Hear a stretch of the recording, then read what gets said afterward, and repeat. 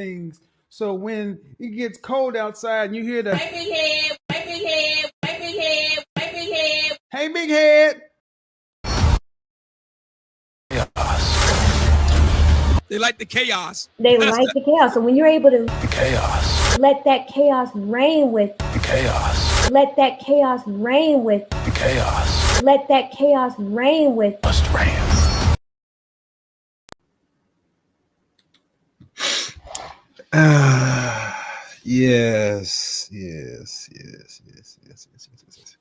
Yes. Welcome, guys. Welcome here to another edition, another live stream, another podcast here on the Chaos Reign Show.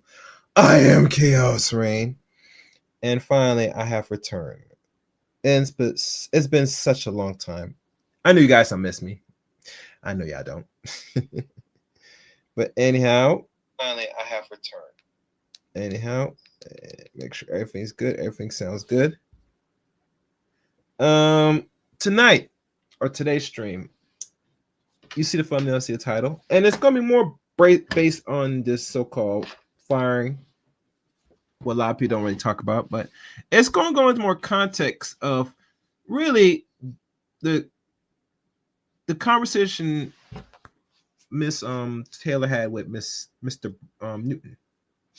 I give commentary, my thoughts, and some more. And I'm going to go back to memory lane for a lot of you guys that don't really know much about what led to a lot of this, because this all happened, I think, end of last year, I believe. I think so. Let me check. I gotta double check my resource because I'm trying to remember when it first came out.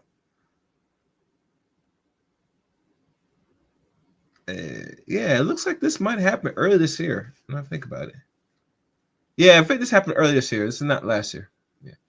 All right, no further ado. Let's run the videotape and then commentary. Make sure you guys, as you come through, like the stream, share the stream, and like always, please subscribe to the Chaos Reign Show. I'm just looking at something. What's this? Oh, it's nothing. All right, let's go. Let's begin. Fair use. Enjoy. And let me step with the fair use. I'll find it. Yeah, I'll find it. Anyhow, let's go. To see what happened at Fox and not really ask the question of, do you think that there was some type of racial implications for a lot of let goes? I think we will see. We will see. I think that the public reaction certainly would reflect that.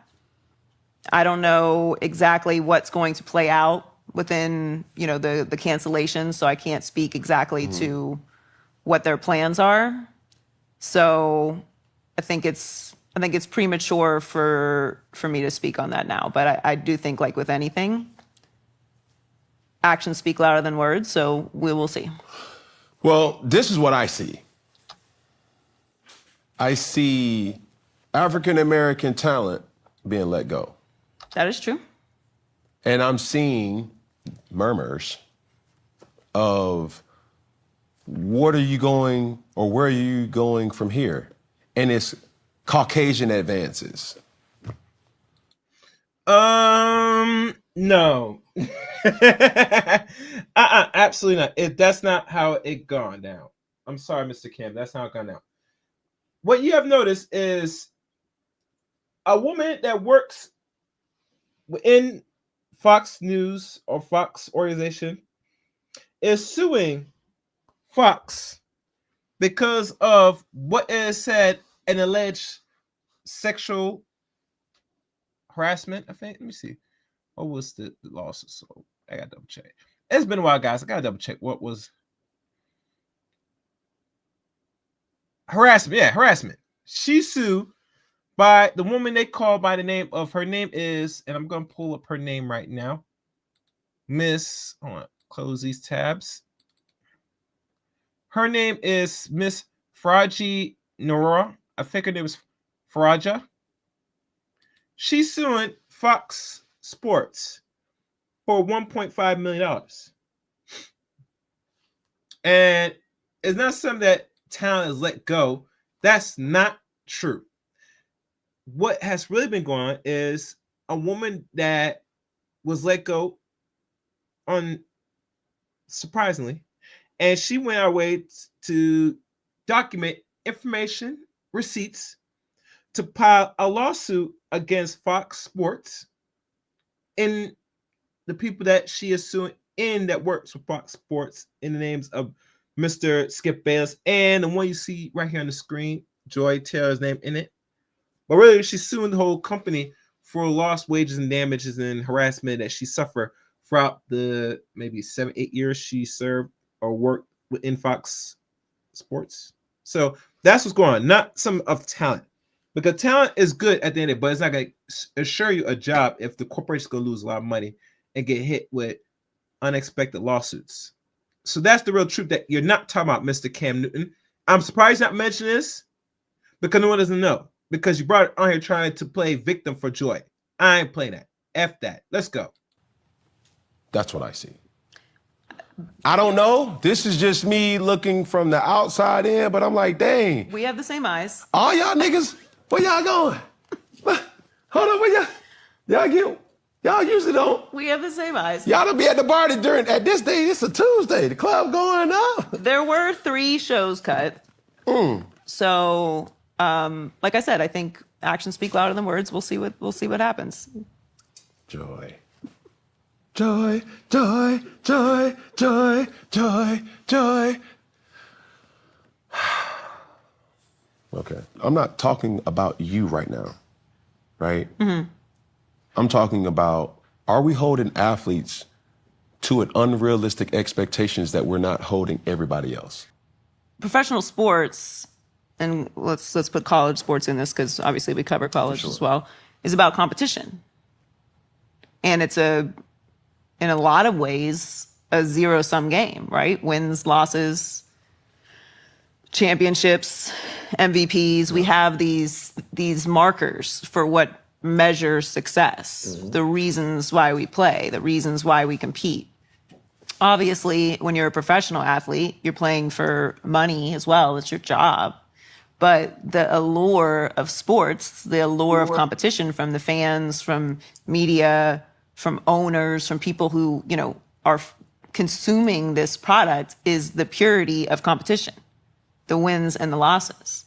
So are we holding athletes to different standards? Yeah, of course. Because, if you don't hit a certain quota, if you don't hit a certain rating, it doesn't necessarily mean you're like winning or losing. Yes, someone is ahead of you, but there's no like championship for having the #1 show. Because next week you could have the 3rd rated show or the 4th. And then, there's a election. So you slide down to 15 and then you go back up. But that's not the same thing. If you're, selling a product, maybe you're the #1 salesperson in the country. But does it really make a difference if you're #1 or #3?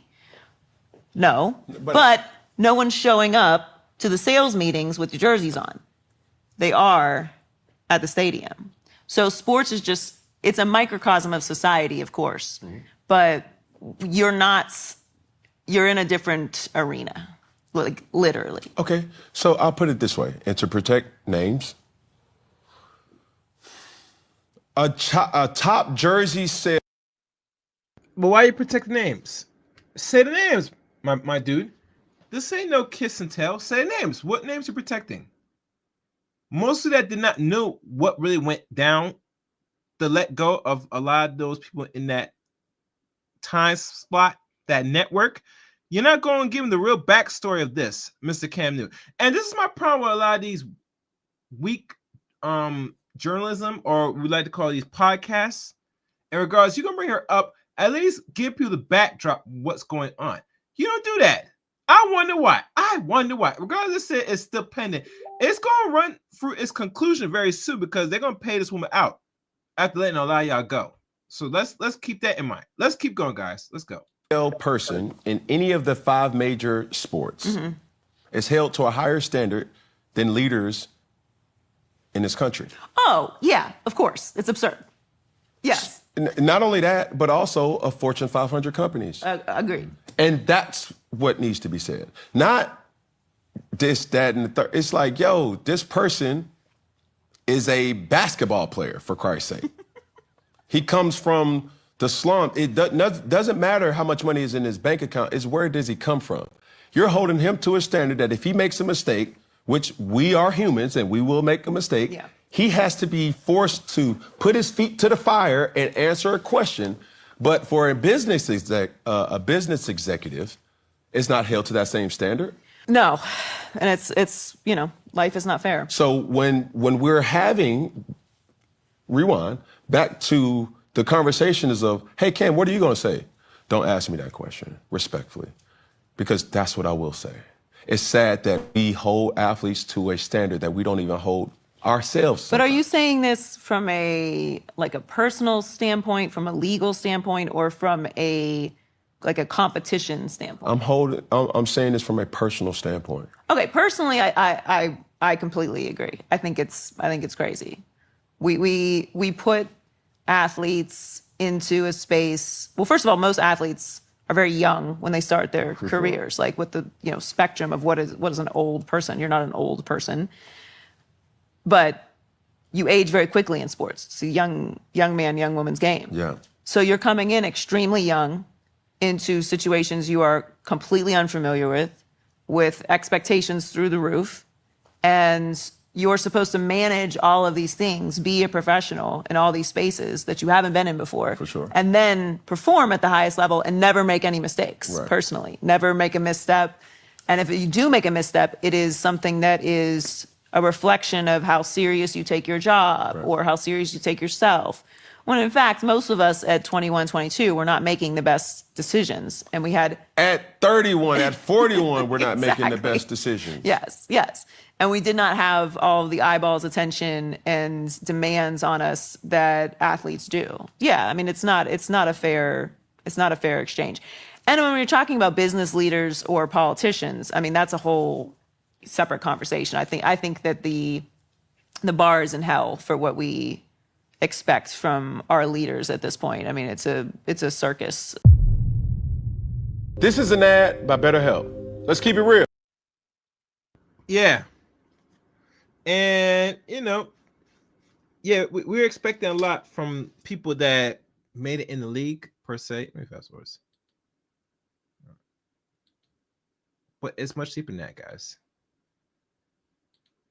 All right. Hold on, guys. I'm trying to see what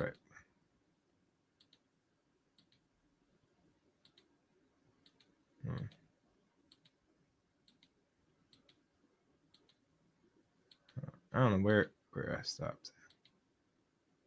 All right. Hold on. Let me find the right track, guys. Yeah, so like I said before,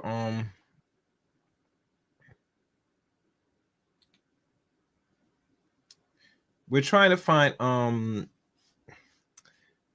the point, but so far and my good friend Tommy said they don't really want to tell because it is infringing, and one of my female friends told me this, that the reason why he can't say names is because he'll get canceled. I don't really go by this cancel culture nonsense that people like to keep pushing. Hell, I heard they're trying to cancel Snoop Dogg because his grandson didn't know what he was watching in theaters, especially when he see something about women giving birth. So, anyhow, let's continue on the tape. I found the right spot. Let's go. He's in this position where it's like, okay, I'm not an opponent of DUI. Definitely not an opponent of domestic violence. I'm not an opponent of gang violence. I'm not an opponent of partying rambunctiously. I'm not an opponent of not being in control of your environment. But those things happen. They do. And it's wild. We can move on. You mentioned not being a young girl's or young man's sport. Potentially, the murmurs, back to that word, of Kay Adams potentially replacing you. who was already up under that slate. So when you got a person at the bar and you're like, hold on, hey, what y'all doing here? Like, then you start looking on, it's like, hold on, where they going with this? Huh? Him? Her? How does that make you feel? I'm a fan of Case. I don't know what the network is going to do. I don't work there. And I got to be honest, I think that there is plenty of space in the business for everybody. And I know that sounds like a very cliche scapegoat answer, but it's really how I feel. What's meant for me will always be for me. And if that's the direction that they want to go in, then I think they should do that. And I hope she does well. I enjoy her content. I don't think it has anything to do with me. What someone else's success is or how someone else shines does not dim anything that I'm doing. So I don't really think anything of it.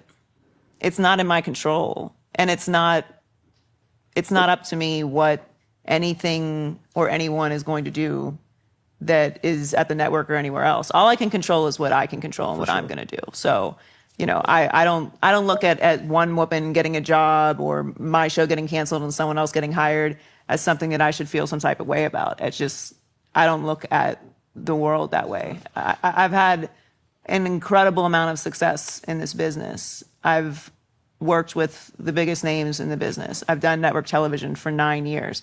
I'm one of the only women, and certainly one of the only Black women, to work on a daily show as an opinionist equal to the men, not just in a specific role, which I've also worked in. Not that there's anything wrong with that. Of course, I'm saying that there is a difference.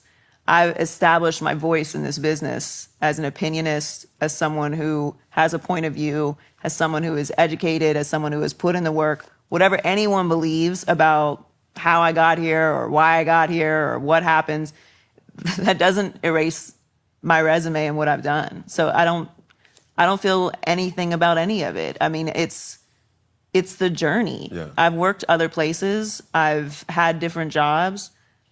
I've had a lot of experiences in LA over the last 9 years. Some have been great. Some have been chaotic. Some have been sad. I've gone through a lot of personal things. And in the end, I know I will look back on this chapter as a very significant chapter of my life. It was 9 years of my life that I spent in LA at Fox. A lot of things happened.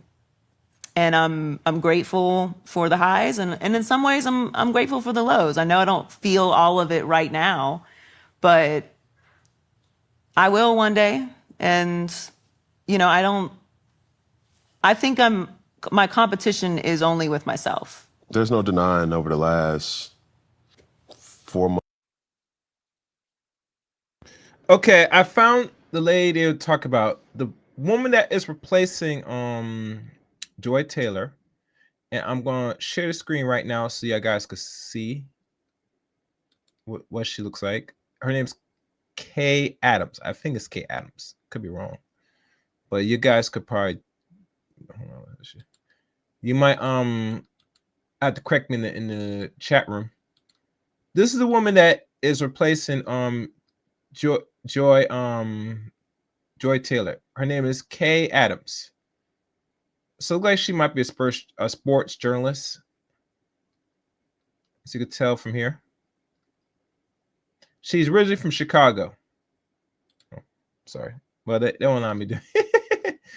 All right, so let me see if I can get some pictures of her. Hold on. I got you. Let's see if I can find some pictures of her. Because that's not going to reveal nothing. Hold on. I got you. 1 second.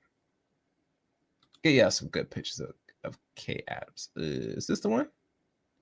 Yeah, that's the one. Okay. Yeah, this one's better. Hold on. All right, so let me do this.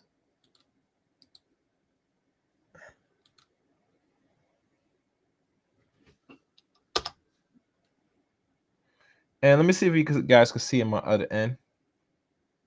This is Kay Adams. Like this. And this is her. All right, so you guys can see this is Kay Adams. This is supposed to be Joy Taylor's replacement.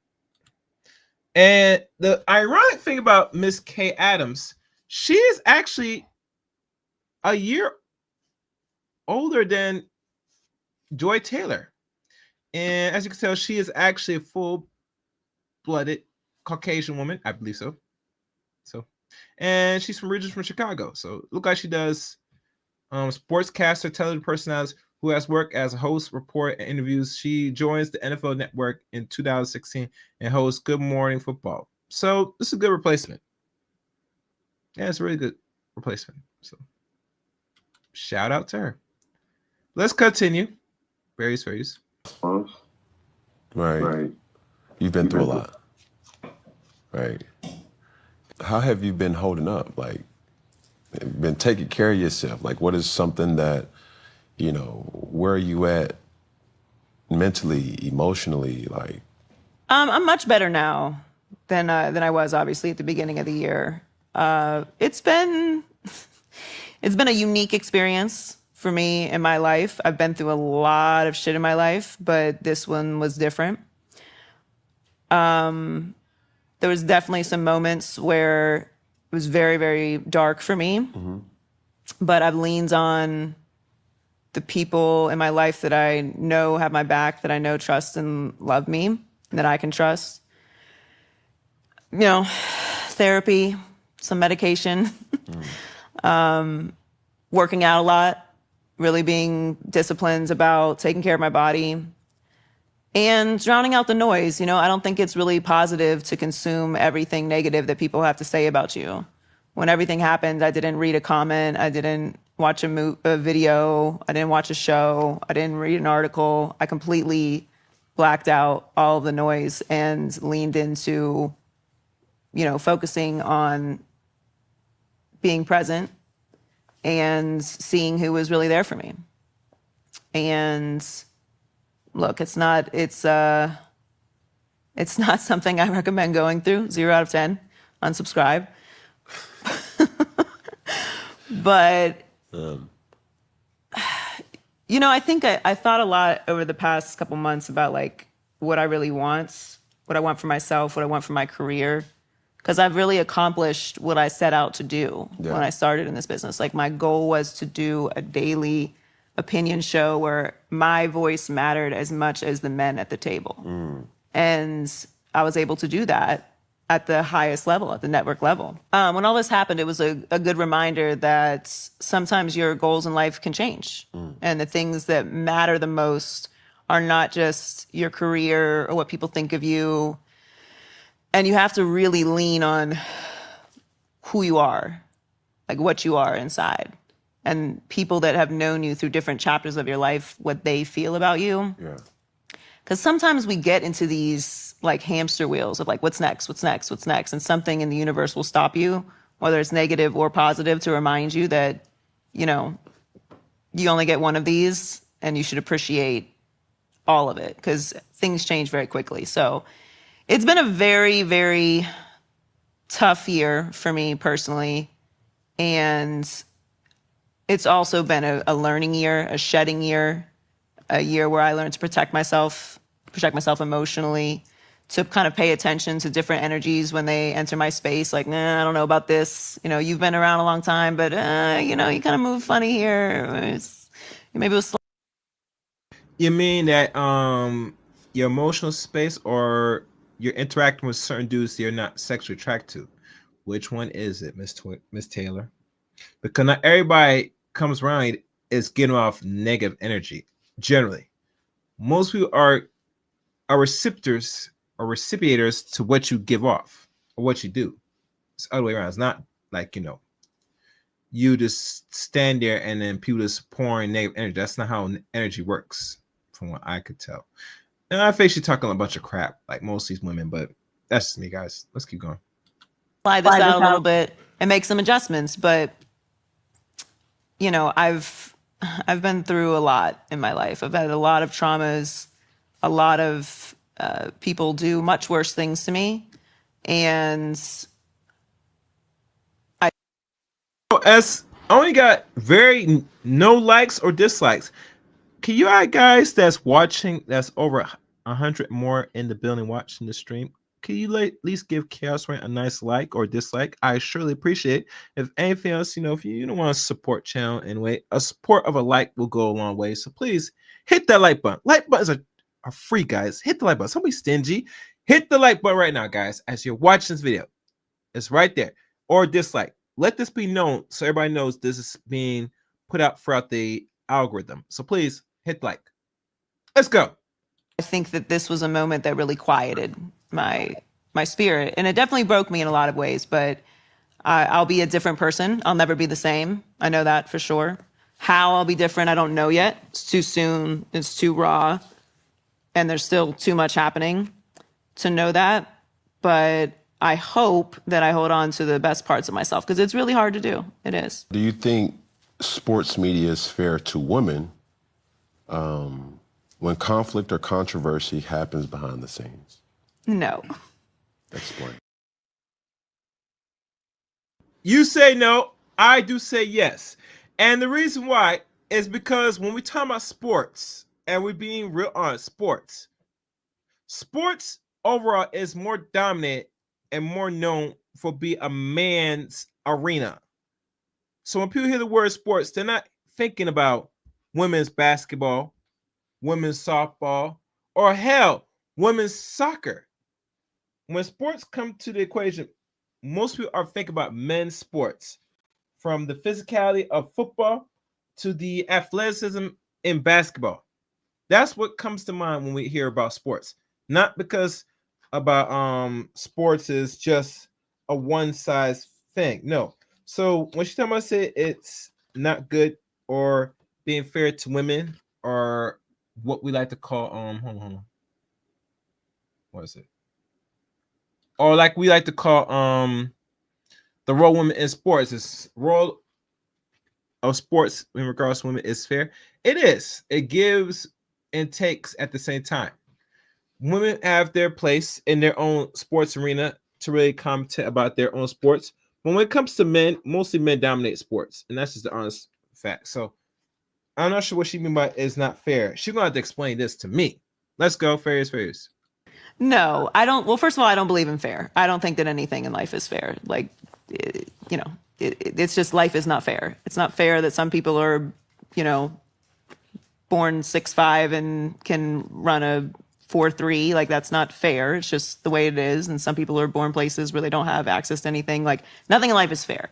So I say that all the time when it comes to sports and on air. So I'll say it with everything else. There are things we can do to make things more equitable. There are adjustments we can make in society to protect people. So I'm not dismissing any of it, but it's still a very misogynistic space. I mean, if you ever are confused about that, you can go read any comment on any social media platform I have. You'll get your daily dosage of it. And entering as a woman into this space, it's just a reality that you're going to be viewed differently. You're going to be judged differently. Any type of anything that comes out about you is going to be permanent, whether it is true or it is not true. It is not going to be dismissed, or, people are going to just assume that it is true. They're going to apply it to your character. If you make a mistake, you cannot make a mistake on air as a woman. You just cannot. You can't say someone got traded when they got cut. You can't mispronounce someone's name. Like, you have to be perfect in that way. And if you're talking about being a Black woman, you're also dealing with a huge element of racism that, it just is what it is. Like, we can move on from the conversation that there isn't any racism anymore. It obviously still exists. Yeah. There's obviously still sexism. There's obviously classism, there's colorism, there's every isms that you can imagine. And we're seeing all of it now in how people speak to each other, particularly on the internet, but in daily life now because of what's happening with this current regime. Like, everybody is coming out with all of their biases and all of their... And what regime are you talking about, Miss Taylor? What regime are you talking about? You talking about this election cycle? This president that's in office? This type of regime? Are you mentioning that? Because last time I checked, racism is a byproduct of the society that was established by the people that's the majority, which is non-Black people. So you're not going to escape the race element of people that runs and controls this society and this system. You just don't. That's not happening. So you got to chuck it up and keep moving. Let's go. There are criticisms. Yeah. So No, they're not fair to women in sports. It's not limited to just me. I see it all the time. I see it with any kind of different thing that happens to women in sports. But, you know, I hope that as things start to expand, as sports starts to grow, as there's more opportunities in sports, more jobs, that we're seeing more diversity, that eventually we'll move away from that. Do you think you're plagued by you being a pretty woman? Plagued is such an interesting word. I think everything in life has a cost. Everything in life has a yin and yang to it, right? Like, there are a lot of benefits to being a pretty woman. And yes, I understand that everyone doesn't think I'm pretty. I get it. But You are. thank you. Let's be adults and Let's move on. Like, Let's move on. come on. There are definitely benefits to it. There are advantages in certain spaces to being a good-looking person. There are also disadvantages. People don't take you seriously. People assume that you sleep with everyone. People assume that if you're being nice to them, that you're trying to sleep with them. People try to sleep with you, and if you don't sleep with them, then they retaliate against you or talk bad about you because their egos are hurt. People think that you are too sexual when you're just showing up in your body wherever you go. People are assuming. Yeah, but Joy, you kind of is a little sexual every time I see the pictures of you. Most likely you're showing either your top or, you know, some other figment of garments that will reveal more of your curves. So you are being too sexual in that regard. So, but I digress. Fair use, fair use. I mean, that you're only doing this job because you want to be famous or you want to be on television. There are all kinds of certain, you know, there are things. There's jealousies. There's you know, retaliation between situations. There's people who don't want to work with you because their wife might be jealous, even though you have nothing to do with them. Like, there's all sorts of things that come with it, but there are benefits as well. And, you know, being someone who is on camera, generally, people who are on camera at certain spaces tend to present themselves like they should be on camera. I don't think that's like a secret. It's in a visually aesthetic platform. No, for sure. But, you know, you have to take the good with the bad. I'm not going to sit here and like play victim, but there are things that you experience as in a pretty privileged space that are negative. There's a dark side to it. And that's just the reality. Something that you said early on to this point is like, we want you to be animated like a cheerleader. Right. You know what I'm saying? It's like, I've never heard that, but I understand. No one's ever told you to bring cheerleader energy, Cam? No. Me? No. I was been told, give the cheerleader something to cheer about. You know what I'm saying? But other than that, it's like, when you hear things like that, when it's in some industries, you know, that could be sexual harassment. You know, it could be like, wait, what? Would you tell my colleague No. the same thing? You No know one what would I'm tell saying? you to act like a cheerleader. No. You feel me? It's so for you to be in this place or be in this space in media where, like you said, the yin and yang, there's pretty privilege and then there's pretty plague. You feel me? And it's like navigating through it all. Because I think one thing that's undeniable is you are a pioneer, right? When I think about, you know, you, Molly, Monica, Elle, and, you know, the Doris Burks, you're like, you guys are some bad chicks that really know your stuff. And there's often times for me where me being the jock, it's not what I say, it's how I say it. And I've been heavily critiqued about that. But understand too, where I ask for grace from people is like, it's not even really what I say, it's really what my intentions are. When I see you and who you are, I'm reminded of my daughters, right? Growing up in a house full of a very alpha household where You can hear them downstairs in the jungle, as I call the playroom, and you hear, you know, a bunch of bamming and bum bum bum bum bum and this, and here was my daughter coming upstairs and, Daddy, you know, and she's kissing and she's hugging, and then she falls and I'm kissing her knee. Then my boys come upstairs and they fall and their knee gets cut. It's like, boy, get up. You know what I'm saying? With those things, how or what message would you tell the younger women about navigating in a very male-dominated industry? Well, I think the first thing that you have to do is earn the respect of your colleagues. You have to be perfect. Like I said, you're not going to get the opportunity to, you know, be late. You're not going to get the opportunity to make a big mistake. You're not going to get that kind of grace as a woman in the business. But earning the respect of your colleagues is important because, you know, I believe in what I say because I've researched it, because I have a point of view, because I know if I say something and you confront me about it, I can say, well, you know, Cam, I said this because, you know, this statistic said this and I watched it and, you know, you did miss this. And I'm not going to insult you as a person, but it is my job to talk about sports. But you should be able to stand in what you say.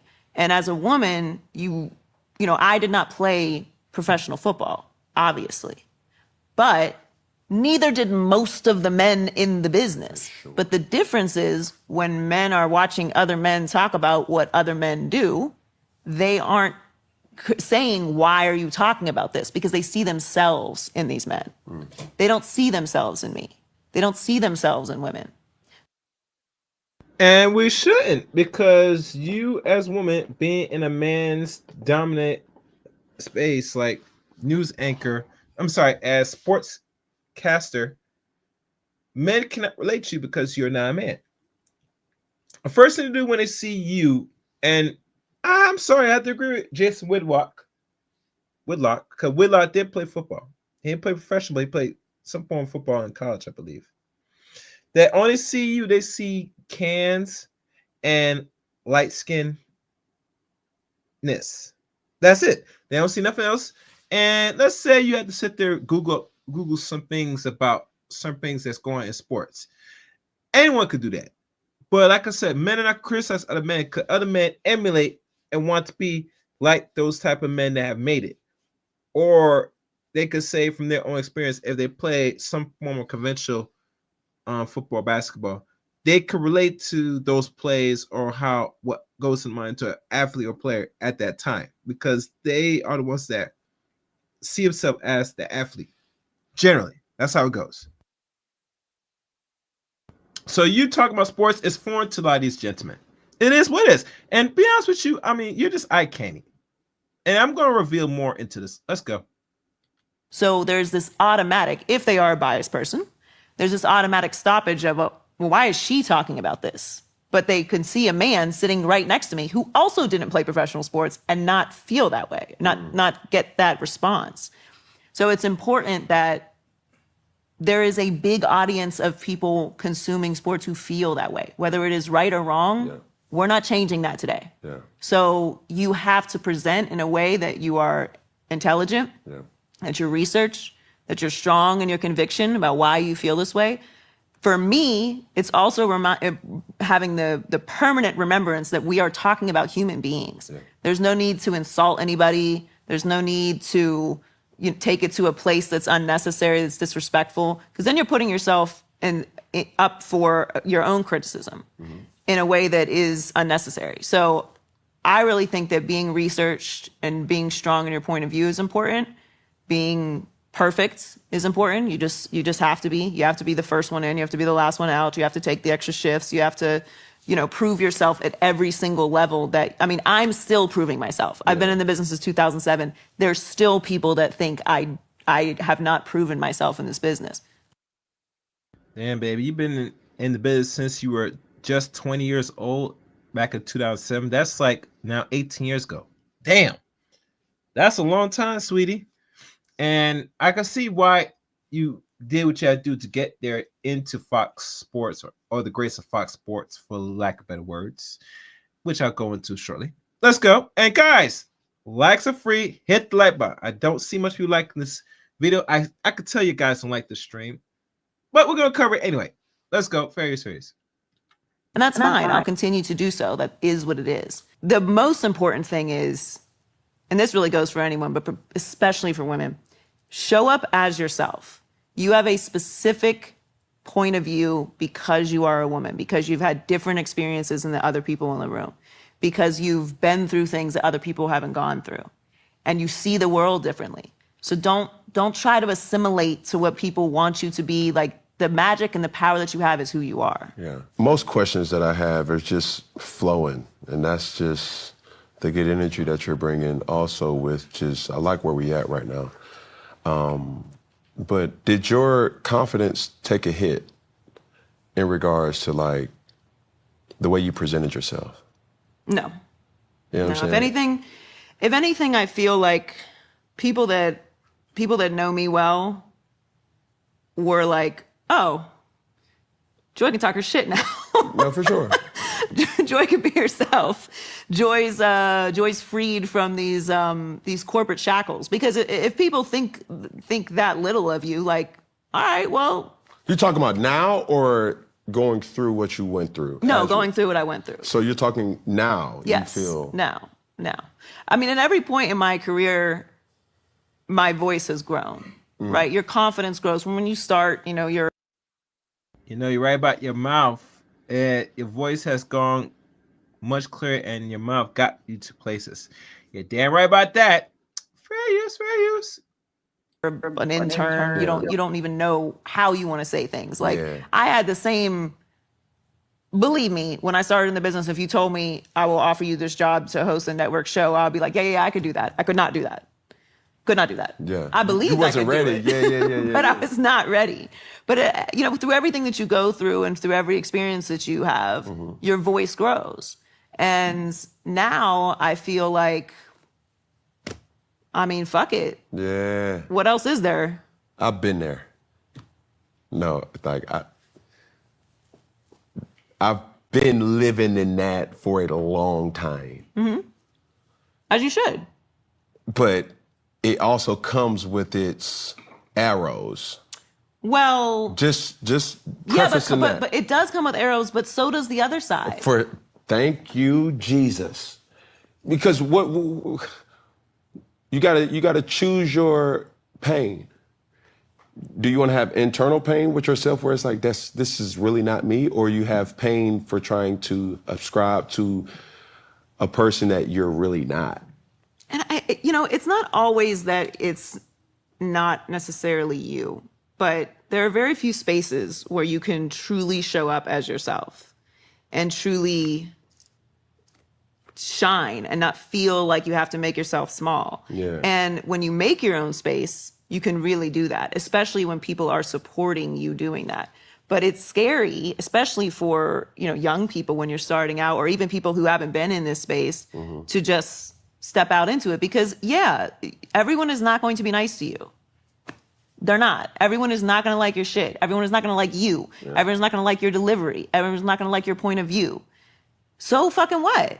They shouldn't. That's a privilege. You should not be palatable to everybody. There's very few things that need to be that. Yeah. And it shouldn't be individuals, especially creatives, which is what we are. No, for sure. If you're doing something that is unscripted, that is off the cuff, I mean, nobody is here feeding us what to say. Mm-hmm. You are generating creative energy, and it should be coming from the purest place that you can. And look, if people are mad about it, I mean, people are mad about something every day. Man, I care about me more than I care about you, straight up. That's how I feel. I walk in that. And it's like, I don't go into no room drooping my shoulders. I don't go into no room whispering or, now granted, I am very emotionally intelligent. I'm very aware. We have this term that we use on fourth. I have to find the mic in every situation. I have to see if those safeties is rolling down. I have to see if like, yo, can I use nigga in this room Or can I use Negro in this room? Or can I use brother in this room? Or can I use my man in this room? Buddy. But my guy, my killer, hey, my boy, you know, and the reality is there are some times where that's a superpower. Yeah, I mean, you have to be able to read the room, especially if you're, you know, a business person, you're somebody who's navigating in different spaces. That I don't think is not being authentic. That's just being strategic. That's just the world. For sure. But when you are sharing your like thoughts and passions and feelings and thoughts, it should come from an authentic place. But I'm also a very private person. So no matter what, there's always going to be parts of me that I don't share because I don't want to. And like you said, I care more about me than I care about you. That's always going to be the case. No, for sure. And, you know, I'm even more aware and heightened to my energy being fucked with, my spirit being fucked with. If I don't feel comfortable, if I don't like what's happening, I will protect myself because I'm all I got. And if I'm not in the right space or if I'm putting myself in danger for other people, that just is like a crazy concept to me. Yeah. Last thing on this topic, what's the thing that you'll miss most about FS1? I will definitely miss Keyshawn and Paul every day. We had a really great time on that show. It was, I mean, I've had a great experience on all the shows that I've worked on, but that was a real like hang. You know, we were playing music in the breaks. It was easy. We all felt, I mean, they obviously like have known each other a long time, but we all felt like we've known each other a long time. The staff was really comfortable and fun and great. And it was really like a good experience every day. It was good for my nervous system to be around that group of people with the staff and Key and Paul and Michael too, Michael Irvin. So I will miss being around them every day. They were unbelievable to work with and I love them dearly. And yeah, I mean, my career is not over. So No, it's I'm not. gonna keep doing what I'm doing, but I definitely will miss working with them for sure. Man, listen, shout out to my dog, Brandon Marshall, right? And he has this, he'll just text me out the blue and say, stay in that pocket and lean in.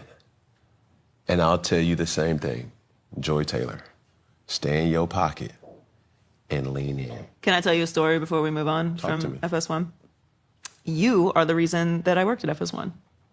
What? I'm gonna tell you why. So when I went out to audition for the show, which at the time that me and Nick Wright got hired at the same time at Fox, they were hiring for a bunch of different shows. They were bringing in talent, interviewing a bunch of people. So I did a panel test show, and we were talking about you.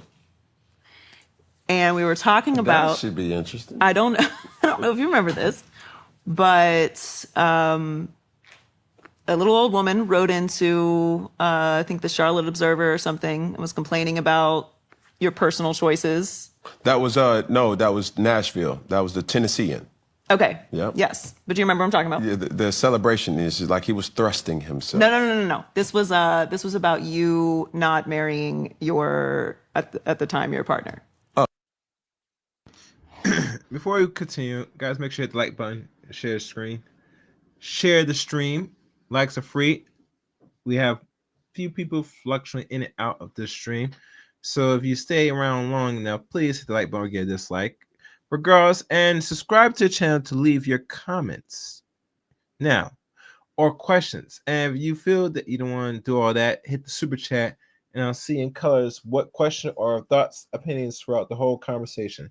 Like I said before, Cam Newton is a simp, but in a very bad way, not a good way, because I mean simping it because he's using a lot of these ladies to, build some nice little clout, bring some attention, make sure they dress sexy enough so the dudes will sit there, drool, and gawk over these older, bitter women if some of them are really bitter. So I get it's a nice little hustle that Cam found himself into. So, can't knock the game, can't knock the hustle. Keep doing your thing, my brother. let's continue. Face. Oh, my baby mother. Yes. Okay. Okay.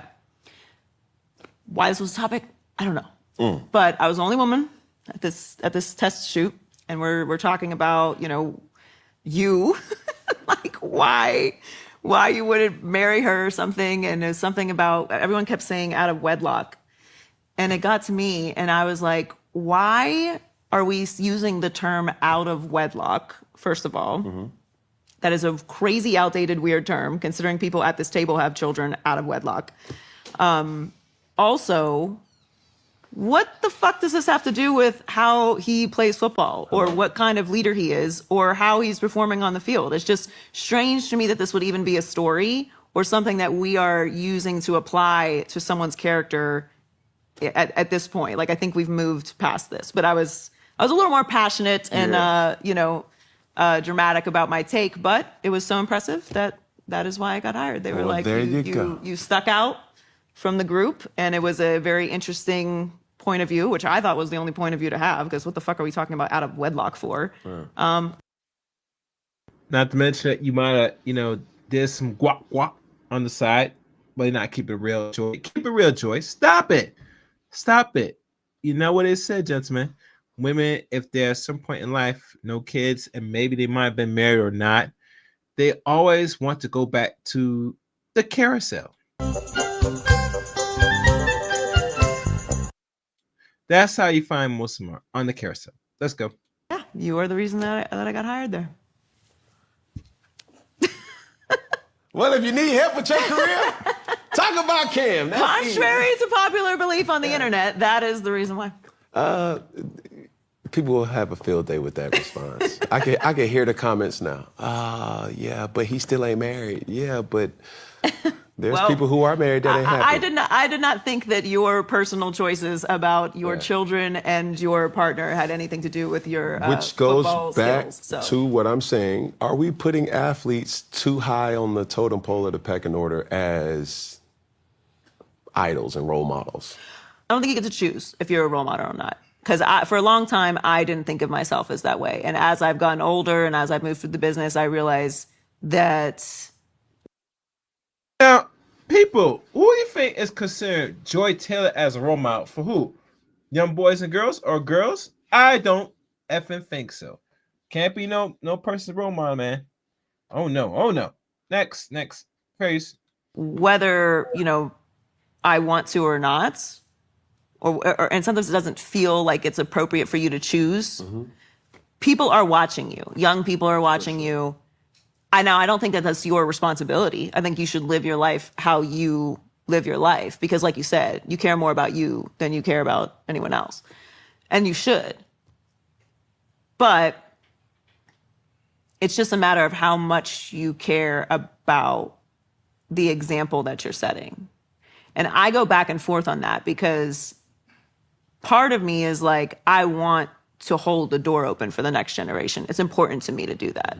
I'm actively, and have been for years, involved in bringing other people into the space and having seats at the table for other people. Right. And I'm not even going to get into my resume precedes itself when it comes to that. But there's also a part of me that is... But what is in our resume, Miss Taylor, that show and prove that you qualify for a lot of these positions? Because last my check, for those that watch this First Take or Fox News, they don't come every day to go see you, baby. They want to hear mostly sports. Now, if you're there in front of the camera while somebody explain the details of the last few games, losing streak, win streak, or etc. stats of a player, because you serve usefulness to the group. And I take it you're a woman that will please any man. Now I think about it. That's how I think about it. Anyhow, let's go. Solely planted in, I'm going to do what I was sent here to do. And everyone shouldn't try to do that. Like, everyone shouldn't try to be you. They should learn things from you, both positive and negative. For sure. And when we put people in these role model spaces, we tend to idolize them and romanticize them as these perfect figures. and we don't allow the space for humanity and mistakes.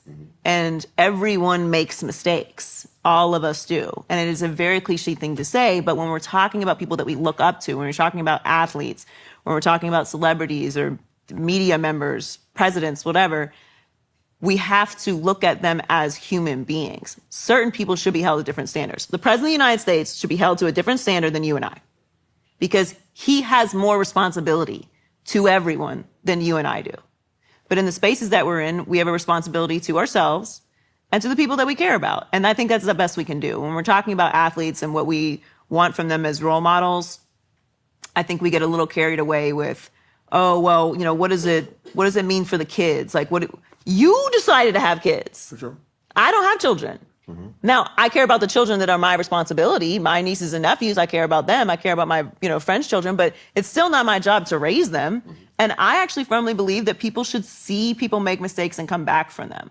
I think people should see humanity. They should see the rough edges and how people recover from that, because that is life. Every day you have to make decisions and make adjustments. And I don't like selling the idea to young people that everything's going to be smooth sailing, because it's not. It's not. Man, look, that's beautifully said, and I will second that. I never wanted to be the poster child of whatever. I wanted to be authentic to me.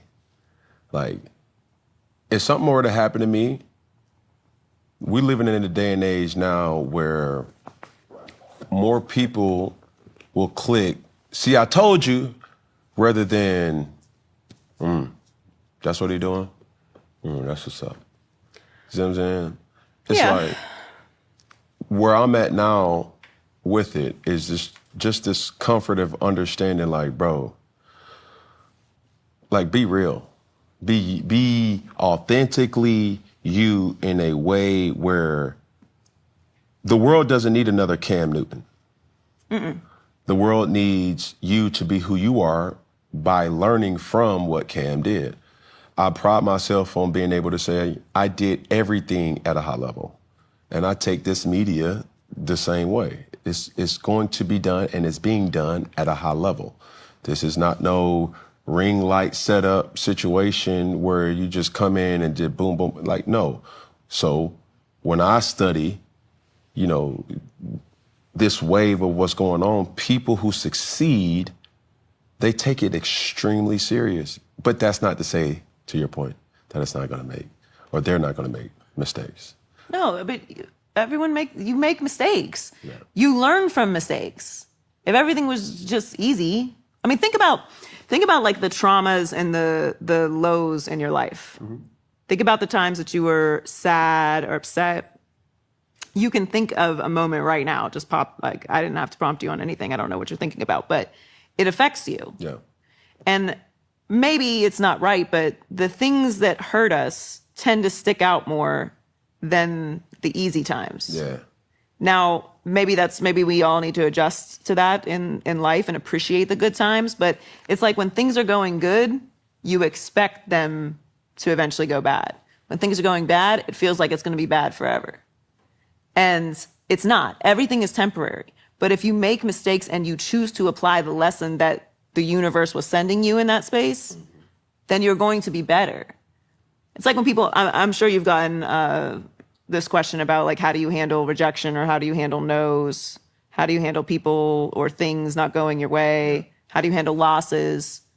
It should be the same way that you handle wins, which is in stride. You should appreciate what's happening for the reason that it's happening.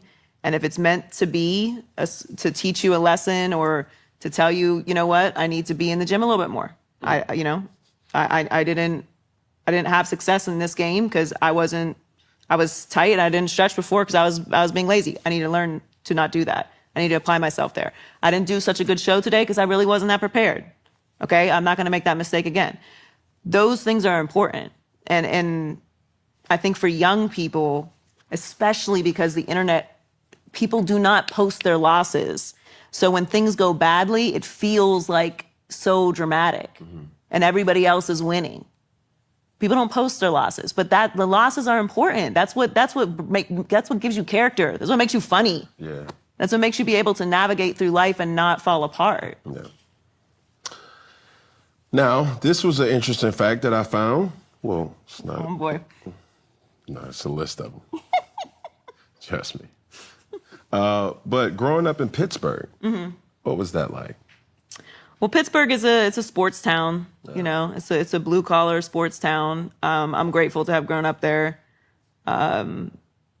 It was, you know, I mean, my childhood was a very like dark experience, but for me, the things that stick out that are light were sports. I played sports growing up. It was a way for me to get out of the house, play basketball, soccer, volleyball, track. Obviously, you know, I grew up in a football family, so being at football games is a big part of my my childhood and my memories. But, you know. All right, yo, Daniel Bean, sports highlight. What's good, my brother? What's good? Hey, did you ever saw this interview with Joy Taylor? Daniel, I'm curious. Let me hear in the comments. Let's go. Pittsburgh is a place where you know, you learn about hard work and you learn about football. Yeah. Did you have any identity issues being biracial? No. My father made it very clear to me at a very young age what I was and what I was not. And, you know, I grew up, I mean, Pittsburgh is like, well, at least now, when I grew up, I don't know what it is now. I obviously haven't lived there in a long time, but, you know, it was like class. Like you grew up in a neighborhood based off of how much money you had, not off of That's not just Pittsburgh. not off of what you look like. Yeah. So it wasn't segregated in that way when I grew up. So I grew up around a bunch of different people. And that, you know, at the time that I grew up, it was just like, you're black, you're white, you're Italian, you're, you know, Lebanese, whatever. Like, and it wasn't, it was like, but we're all the same. We all have this much money. Yeah. So yeah, I mean, I grew up with my grandfather, being very involved in my life from Mobile, Alabama. He lived in Detroit, Michigan, was in the Army for 30 years. So he was very influential in my childhood, and I spent a lot of time in Detroit with him as well. So yeah, I didn't really have any issues with that. What are you? Let's just go with that. Right. I love that question. Like, straight up. My mother is, what is she? She's Scottish, English, Irish, and my father's black. Yeah. Just a basic American girl. Far from basic. Your brother, which I don't think a lot of people knew, is Jason Taylor. He is. Right? So, like in better other words, she's white and black. She is what they call a mulatto. You know, it's kind of hard to really see that. I mean, when I first saw her, I didn't know who this so look. I thought it was a basic another non-black woman, but you know, I was fooled. So anyhow, let's keep going. Oh wait, actually, let me see where I am with this tape, because some I want to really reveal, because yet again, hold on. All right, let's look at some.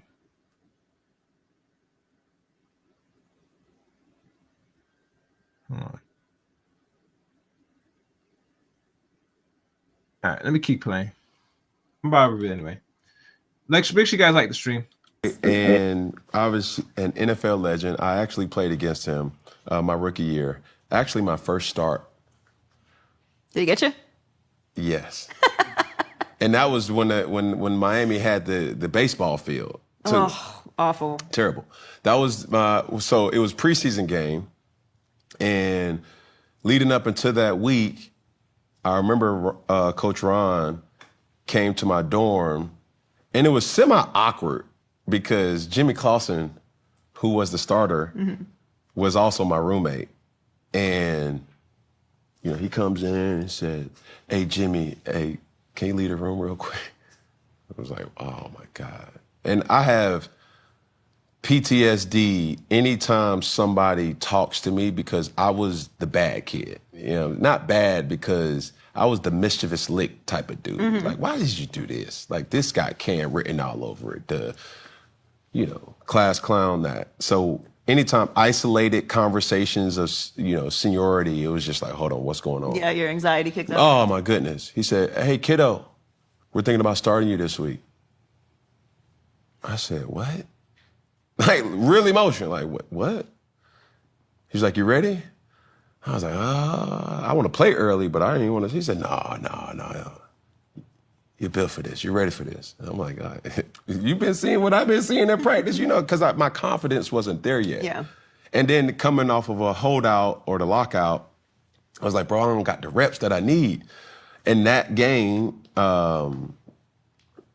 Zach Thomas and your brother were there. And I'm like, yo, this is that's a tough first game. Spooky. Rashad Jones, shout out to my dog, from Atlanta.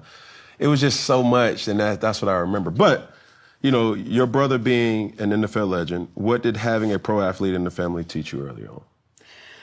Well, I feel really grateful to have watched all of his career, like from high school through college, obviously not being a highly talented college player, playing at Akron, going the third round, so kind of having to make the team, to then obviously becoming the player that he was, and then the journey, which included, getting traded, getting cut, having kids, moving through different coaches, different quarterbacks, the media, and then, him deciding to retire and then eventually making the Hall of Fame. I feel like I had a front row seat to what the professional experience is, like what the journey entails. Yeah. And from a perspective of how most players enter the league, because, everyone's not a number one overall pick.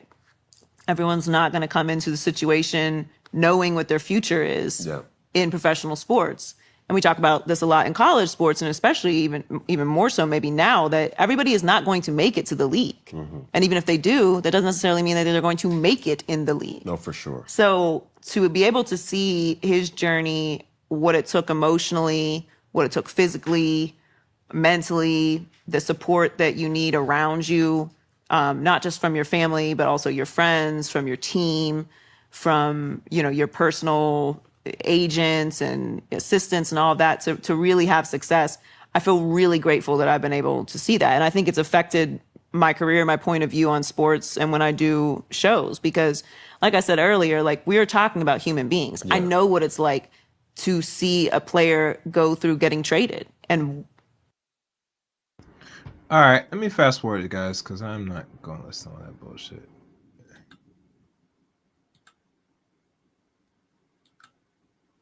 All right, let's go this one.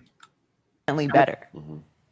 The focus that she had to go into that show to not eat sugar or like anything but like fish for a year to get into, I don't have that kind of discipline. You have to be disciplined. You have to do the same thing every day. You have to minimize unnecessary decisions. And when things change, like you retire from the NFL, or you change jobs, or you're in between jobs, or any of these different things, you have children now, you go through a divorce, whatever it is that changes in your life, you have to find your routine, and a positive one. And it's so important for your 12 years. And I was like, oh no, it's not for me. It's not gonna be, it's not gonna be for me. I'm out. Transparently and vulnerable in this moment. It's like, I've never worked alongside with a woman hand to hand. I'm a VHS tape and make little newscasts and stuff. So I and it sounds like asylum, like that was nuts. I think too, over this, I would say year, man, God has been working in my life in ways that, man, now looking back at it, being on this type of topic, it made me realize, like, yo, women are dope. We are. And it sounds like, duh, like Now, what they're going to talk about now is the section that I'm drawn for now is what is they call women in media and diversity. And I think this is where it'll be a good time now to give you a recap that what Cam Newton's doing in regards to boost her notoriety. And, how Joy is playing it right now. she's only being and staying on grace because she needs and she cannot afford to be, how can I say, disgruntled and be a little bit more disrespectful to the people that she used to work with, because she wants an open opportunity to work for another major sports network. So don't be fooled that she wants to allege, because at the end of it, when he's going to ask her about what's the future of Joy with her plans, yeah, she goes to do the podcasting, but really her end game is really work with a major network. That's it. So let it play right here. All right. We've been trying to tell you that, but like when I look at my staff now, right, and the people who I work alongside. Salute, Cabal. With, especially with this IP of Funky Friday. Elytra, badass. John A, badass. Kristen Myers, bad to the bone. And I remember when Kristen called me, she's the president of Iconic Saga. I was so excited that first, like, yo, I accept the offer, but more or less transparently and vulnerable in this moment. It's like, I've never worked alongside with a woman hand to hand. I'm a football player.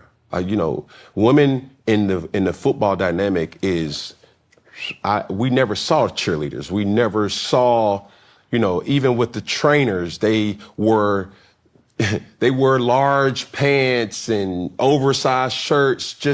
It was just that, you didn't know, and that's just what it was. So when I didn't know how to say certain things, so when certain things happen, it's not what I say, it's the intent, and you get punished and ridiculed for it. There was the thing about, I just found it extremely funny that a woman is talking about Cover 2, right?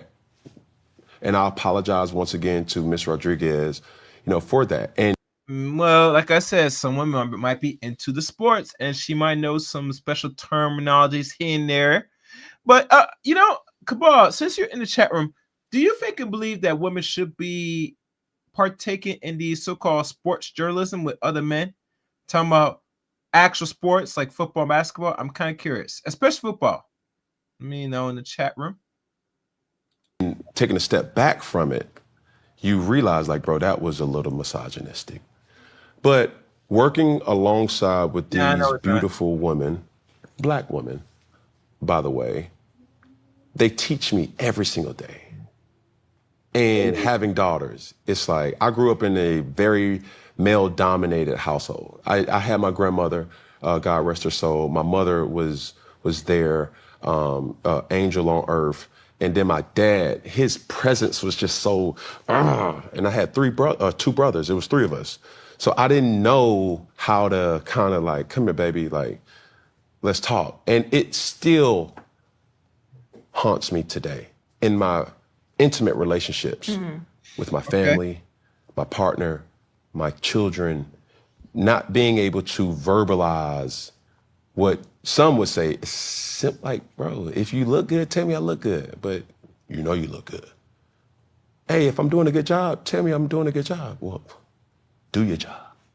You know what I'm saying? All those things, it's like, and working with an L, right? L Duncan, and working with Molly. It's like, yo, these chicks is like really Monica, like, bro, the wordplay and being authentic, still being a beast, but holding up the beauty element. It was like, yo, bro, I appreciate God for kind of going through that with me. And there's often times where in your transition, if you don't catch it, you'll miss it. And for me, this is, my kind of hat tip into all women to just be like, yo, bro, we need more of this. And it ain't, oh, bro, you're glazed. That's the word now. You're glazing, bro. You're doing this. It's like, no, like, we need. So what you're saying, Cam, you say we need more what of this, what? More women in sports, men's sports? Like, you mean sports journalism? Why, Cam? Why? do you need more women in sports journalism? I'm curious for your response, please. We need different perspectives. We need, why certain individuals see the game from this particular. We don't really give a F about women's perspective in certain games. This is this flat, honest truth. What is the purpose of women being in their presence? Their opinions about how a play is being done, how a 3-4 stance is being done, how a Hail Mary is being done. Why I need to hear from women's perspective or of a stance of how surfing should go in certain sports? I'm curious, my brother. Lens, and when that happens, the beauty comes in the kaleidoscope of opinion. Mm-hmm. Well, that's diversity. Yeah. And there's, a very strong push to get rid of diversity right now. But you having gone through that experience and I'm sure having daughters as well, has shown you the power of diversity. It's not about having people in the room for the sake of having people in the room, for checking a box.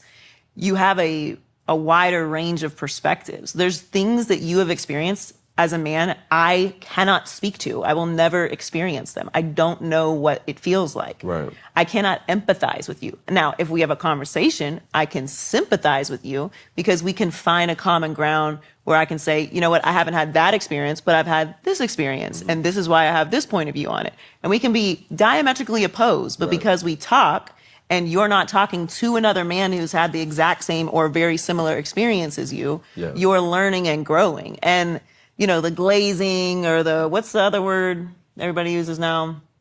Simping.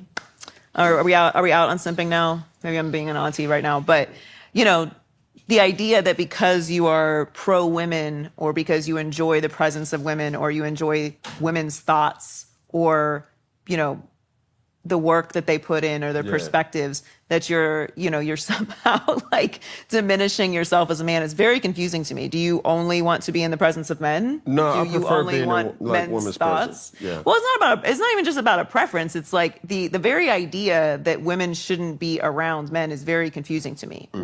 Who do you want to be around? Whose thoughts do you want? Whose presence do you want? Whose energy do you want around you? You should want women around you. You should want women around you. I think for the diversity of opinion. Or just because women are human beings, and like, why would you not want women around? Yeah. Like, why would you not want women around? And the whole idea that it is somehow dangerous or it's not helpful or like you're tapping into your feminine side or any of these things is just very bizarre. It's very bizarre to me. Yeah. It's actually kind of scary. Why? Well, in the first season of my podcast of Too Personal, we went viral because me and Taylor were saying that we didn't want to date men who didn't have female friends. And it was a very controversial topic. But say you didn't want to date? I wouldn't want to date a man who did not have any female friends. You did not want to date him? No. You want to date a guy who has female friends? Correct. Okay, go ahead. Because why can't you be in the presence of a woman and it not be sexual? Why can't you have someone? Because we men and we just can. If we brown a set of women and hope they're not too big back in nature, we unfortunately want to blow your backs out. It is what it is. It is what we call masculine man nature. And it goes back to the friend zone.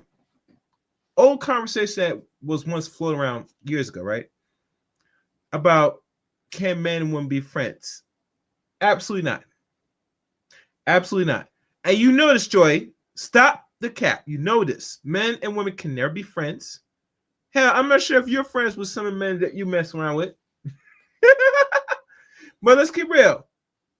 In the nature of things between the sexes, men always, and generally, how it goes, we would like to sleep with as enough women as possible, regardless of the outcomes, or regardless if we're able to get you. We would like to have the propensity to really engage in fornication with enough women. So for you to sit there and say that it is something that you deem a red flag, and you might not say it like that, but I'm just gonna say it. You look at it as a red flag if a man does have or has no female friend. To me, I find it bizarre, baffling. Personally, I don't know why you would want that, because most women nowadays, they always have issue with men with so many women around him, and he always said they're my friends, and they'll look at this man side eye. So I don't know if I want to agree with that, but let's listen more to her shit. Someone in your life who is a woman that you are interested in and that you care about in a non-sexual way. Why don't women want to be around you? Yeah, no, it's not about that.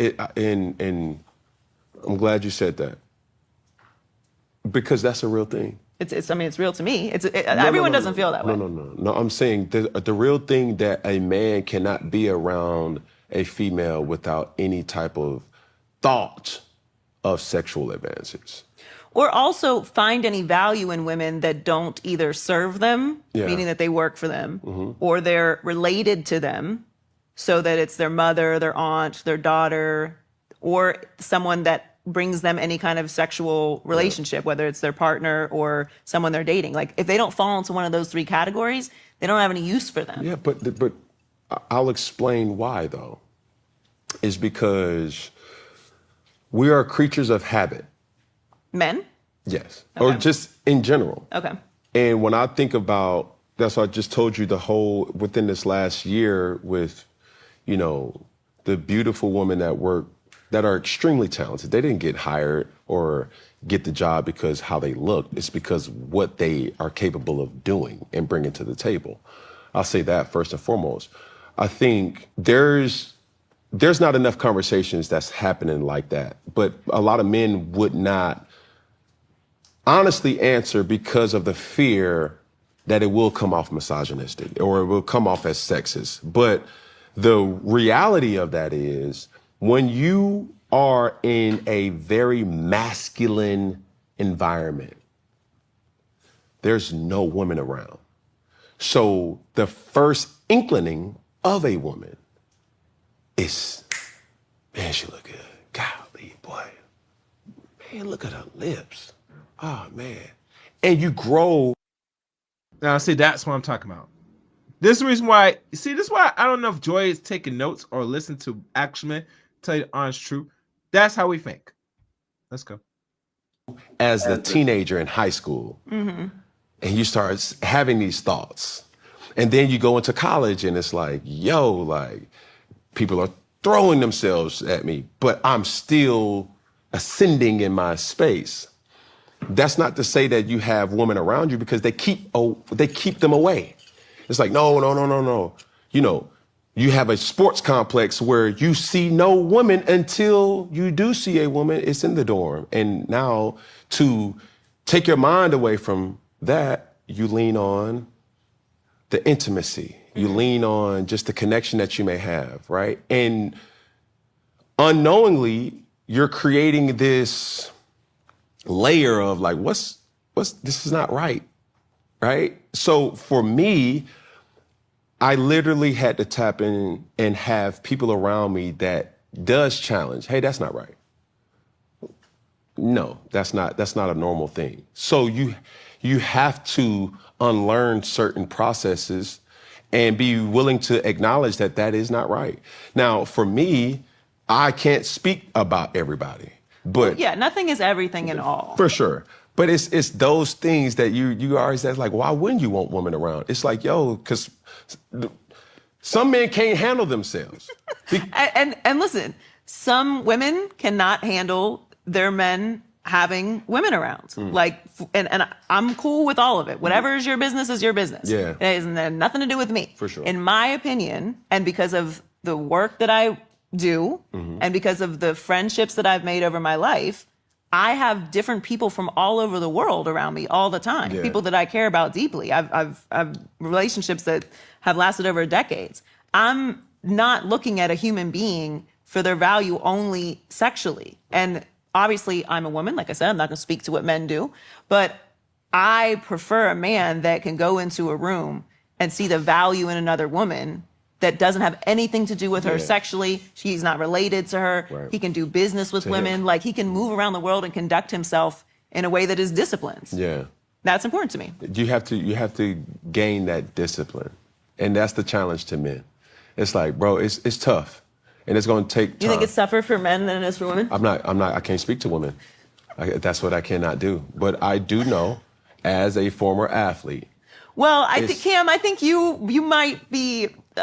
One thing I will challenge you on. Talk. Okay, just don't speak for the average man, because this has been happening a lot. You don't need to speak for the average man. You're different, you know, so you can speak for you. I always preface that, though. Yeah. I always preface it. For some reason, when they get caught by the blogs, it's just like they leave that part out. Yeah. Like, oh, like all guys should. No. No, never heard me say all guys. I say I speak for most You're men speaking in your space. Yes. Because it is tough when you're like, yo, she looking at me. She wants me. No, bro. Well, yeah, but I mean that circles back to like the pretty privilege. No, for sure. Yeah. Now, you've got a podcast. I do. And how is the freedom different from the traditional media? Well, I mean, there's just a lot more allowed in this space than on, networks obviously have a lot of safeguards in place for people who are consuming it. You can't curse, you can't talk about certain things.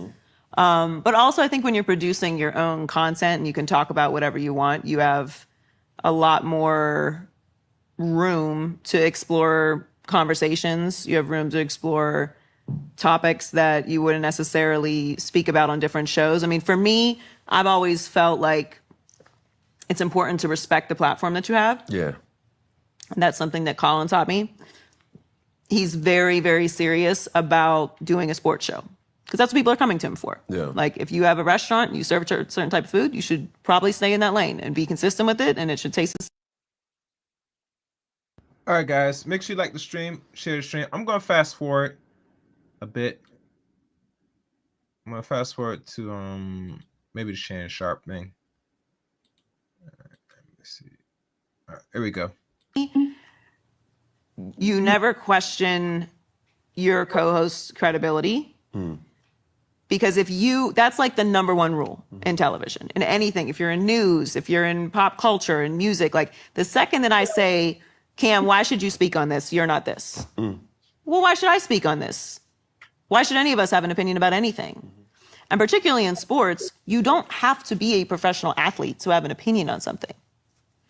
Fans are not professional athletes. They have opinions about their teams. They're on message boards. They're watching these shows. They're creating their own podcasts. Like, that is not a prerequisite to being a sports fan, of having a sports opinion. But when you're doing a show with anyone, you have to respect their point of view from whatever it is that it's come from. And, once you question that, it's like, well, why should the audience listen to you then? Yeah. If I don't listen to you because I don't respect you, then why should the audience? So I think that's just important to maintain in any space. The reason why I asked is because that was on display for the world to kind of see it unravel. And me being in this space as well, too, on linear television, are there any barricades that you should never cross over? And if so, what are they? Obviously, you mentioned one, never question. Yeah, I don't think you should not question your co-host's credibility, because it makes the show pointless. Why are we here talking to each other then? If you don't believe that I have any value in what I say because of my experiences, then neither one of us should be here. Yeah. I mean, obviously, you don't want to bring up personal things. You don't want to get into a space where you're throwing things in people's faces. I mean, doing a show with someone, it's like a partnership. There's a trust there. You don't want to throw something back at someone, or you want to set each other up for success. If you're going on something where you are truly an opponent, like we're having a political debate or something, like, yeah, sure, make them look stupid. Like, that's what you're trying to do. These are things that matter. This is life or death conversations. But when we're talking about sports, like, it should just never get that serious. You have to maintain, here's what I'll say. You've got to maintain composure. We're doing things that inherently require ego. Getting in front of a camera and thinking that your point of view matters requires a certain amount of delusion and ego. It just does. You can never allow your ego to take over the situation and work yourself up into a place where you're saying things that you would say like when you're arguing at home. This is not the place for it. You have to stay composed. When you're ranting about something, you've got to stay composed, especially if it's live. If once what you're saying is out, it's out. You don't get no hey, let's edit. Yeah, we can't clip that off. Yeah. I think going through what I've been through, you realize that Skip is genius. Colin, especially genius. When I think about a colleague, Stephen A. Smith, like, bro, being in it on the field, you don't really give the respect that it's like, bro, you ain't never, that's the easy way. Like, man, you ain't never played or you hating. But then when you really see the body of work, it's like, ooh, I see what you did. I see how you prepare. And I see how you brought it out, for the world to kind of understand your point. But do you think Shannon Sharpe gets the credit that he deserves? I think Shannon, I think people are big fans of Shannon and big supporters of Shannon, and they should be. Shannon has worked really hard. Yeah. Shannon and I came in at the same time at Fox, but obviously he had done television prior to that.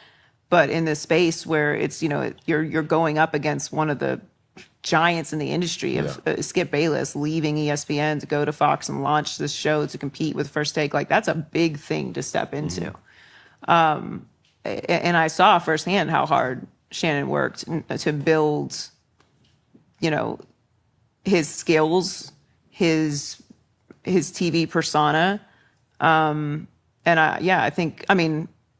I'm sure he may not feel that way right now, but yeah, Shannon is an incredible talent. Yeah, it's one of those things that I don't think a lot of people know how long he's been around. Mm-hmm.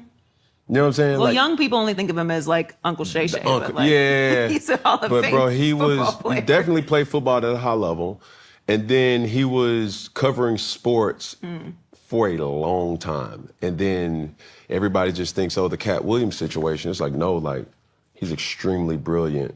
Well, that was the Cat Williams situation was his crossover moments. Yeah. To non-sports fans in like a real lasting way. But if you're a sports fan, you're aware of Shannon. And from just as someone who studies their business and has worked in this business a long time and saw him working firsthand, he has worked very hard to become the talent that he is, and he deserves credit for that. Well, this particular individual has spoken about us both.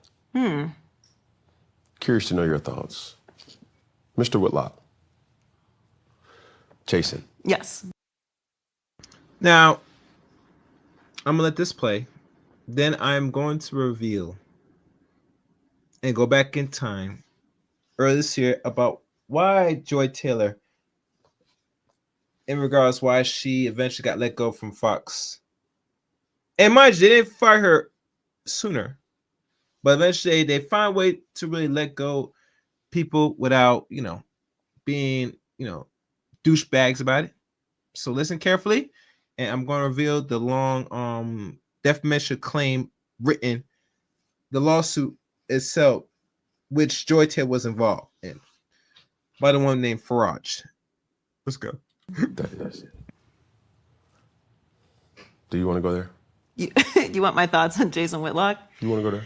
Every time someone brings up Jason Whitlock, I can't believe he's still with us.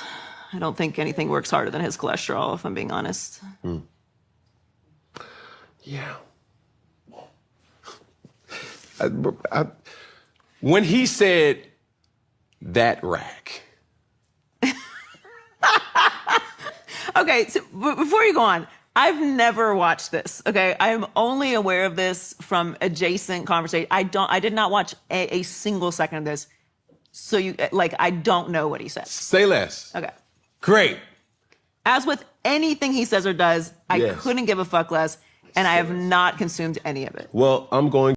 Stop the cap. Stop the cap right now. Stop the cap. No bullshit. Stop the cap. Stop the cap right now. Stop the cap. No bullshit. Yeah, baby, stop it. Stop it. Stop it. You are in the media business, like myself or anybody does content on social media or YouTube. We hear and see everything. For you sit there and say you didn't catch his broadcast or someone slipped in or show you what he said about you, you're bullshitting me. And that's why a lot of women, especially a lot of women like herself or any woman in general, they're not being honest with the people that's watching this crap. Like literally, you're not being honest. I'm gonna just continue to play a little, and then I'm gonna read y'all the defamation or the actual lawsuit written out by the one that was suing Fox Sports, including the people around it, or just generally the network itself. Let's go. You the footnotes or the spark notes of what he said. He said something about peanut butter, right? Yeah, that What a peanut butter. shock. Food. Yeah, peanut butter skin. Okay. And when I was working with her, Yeah. we would always see her rack, and I wanted to stay away from her because I knew what I would have done. And then I responded and it was like, bro, that's not. Well, I mean, he's so desirable. Yeah. Yeah. But we love Jason. No, we do. I do not. No, we don't. Who loves Jason? Does God love Jason? Yeah, I do.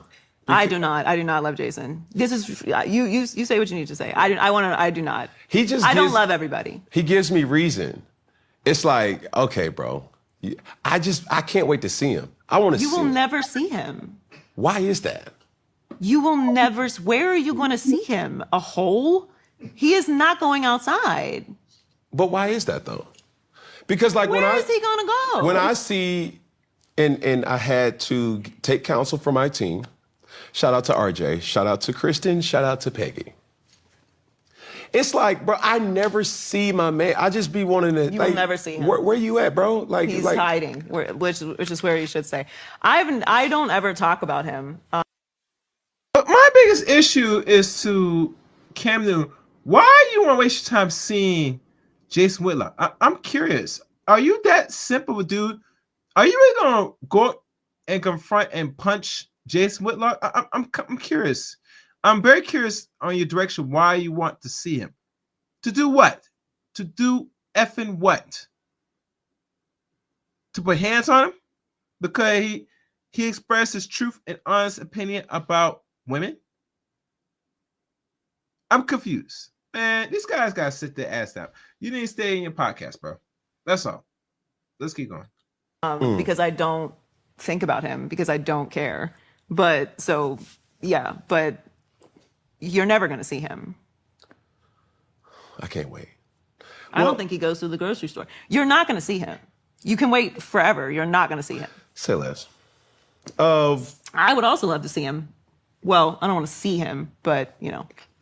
Why? There's better people to look at. But, I mean, he's not going to go outside. You're not going to catch him outside. Say less. You've compared Caitlin Clark versus Angel Reese. All right, and, you know, let me read y'all the thing. Now shifting gears here. For those that don't know. As you know, she was let go from the network, I think a few weeks ago, a month ago, I believe. Yeah, almost a month ago, if I could remember. And one of the main reasons why she was let go, for people that don't know, you see on the left, the one and only, I think her name is, let's see what her name is again. Should we go back? I don't want to dispute. Where is?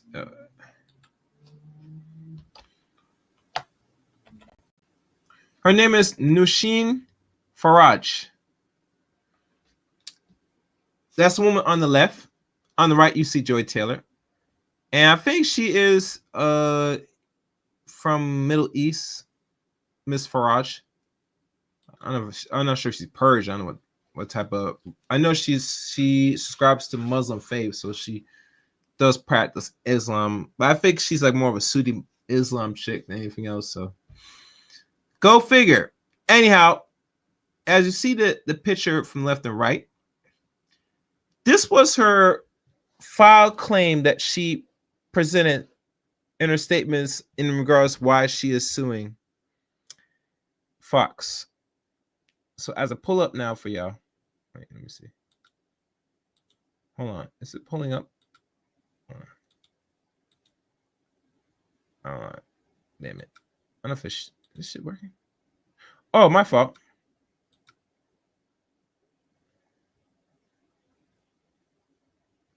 Oh, there's something I got removed. What's on the stream?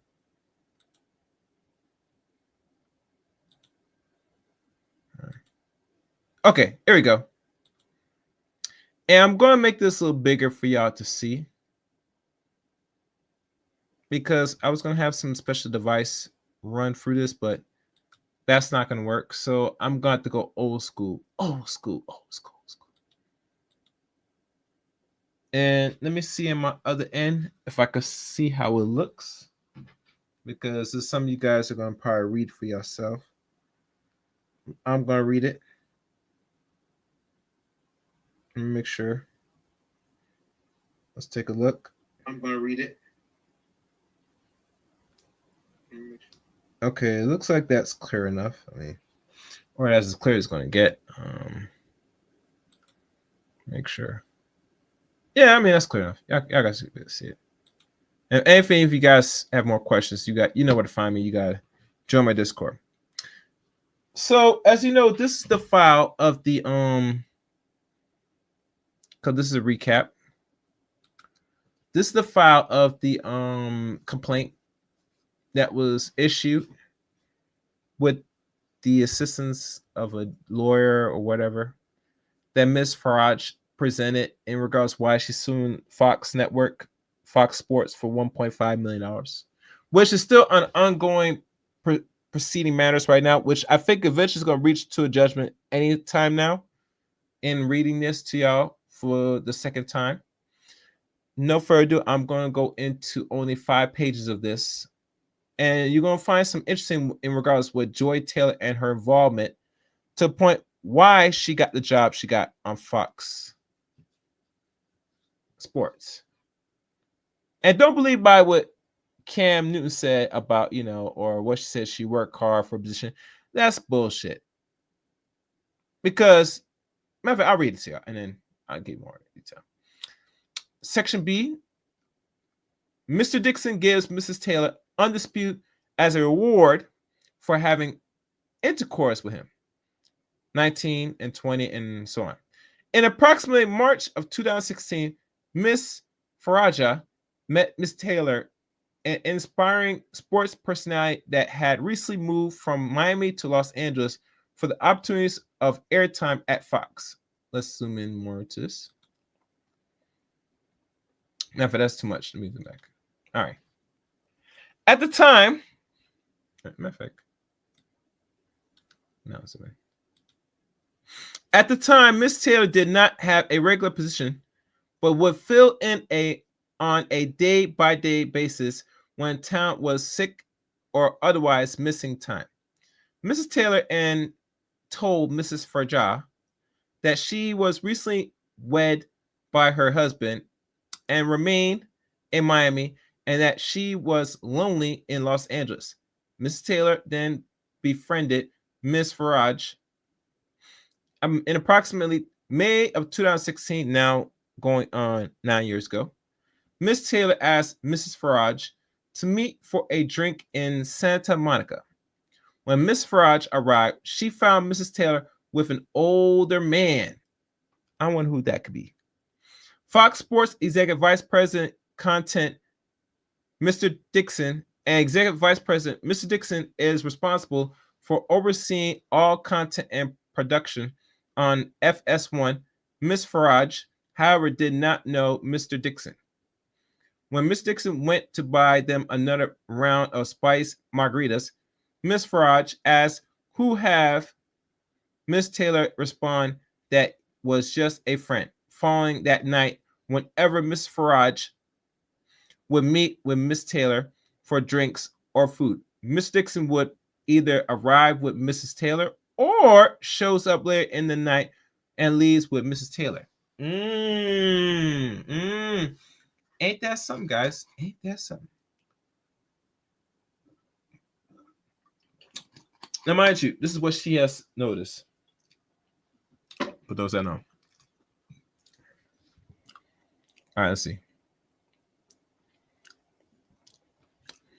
He would always buy rounds of drinks and or food from their body language.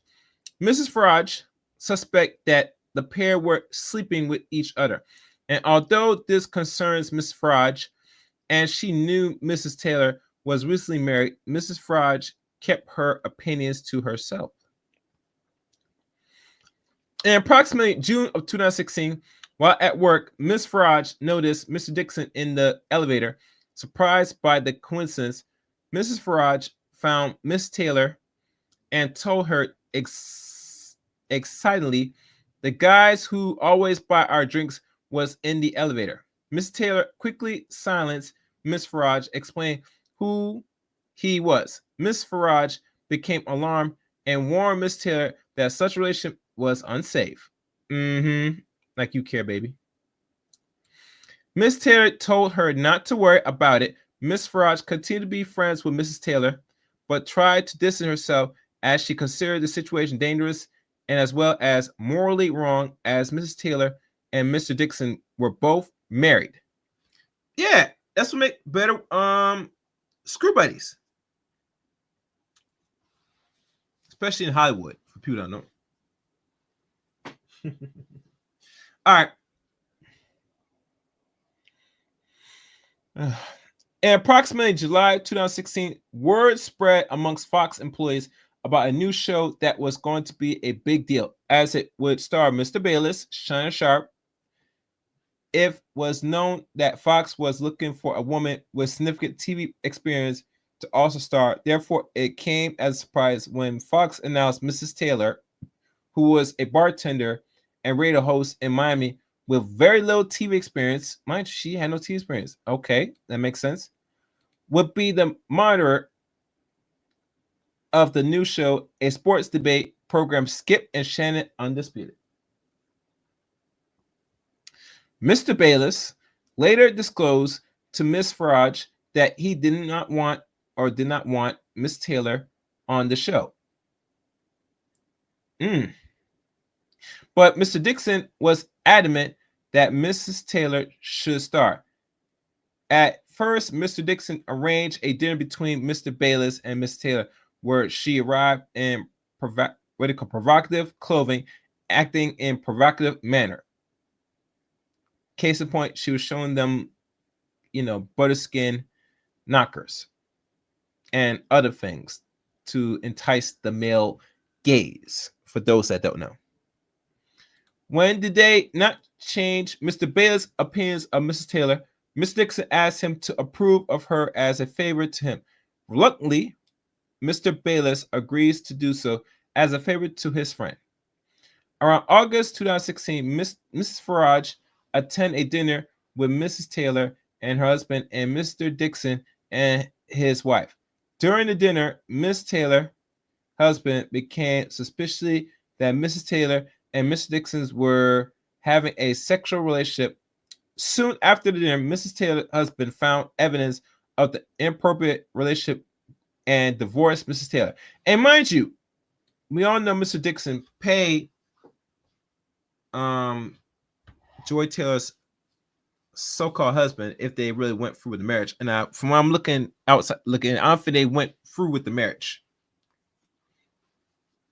So when reading this, and I did some small digging, there was no really accurate information that she really went through and got married with her husband personally.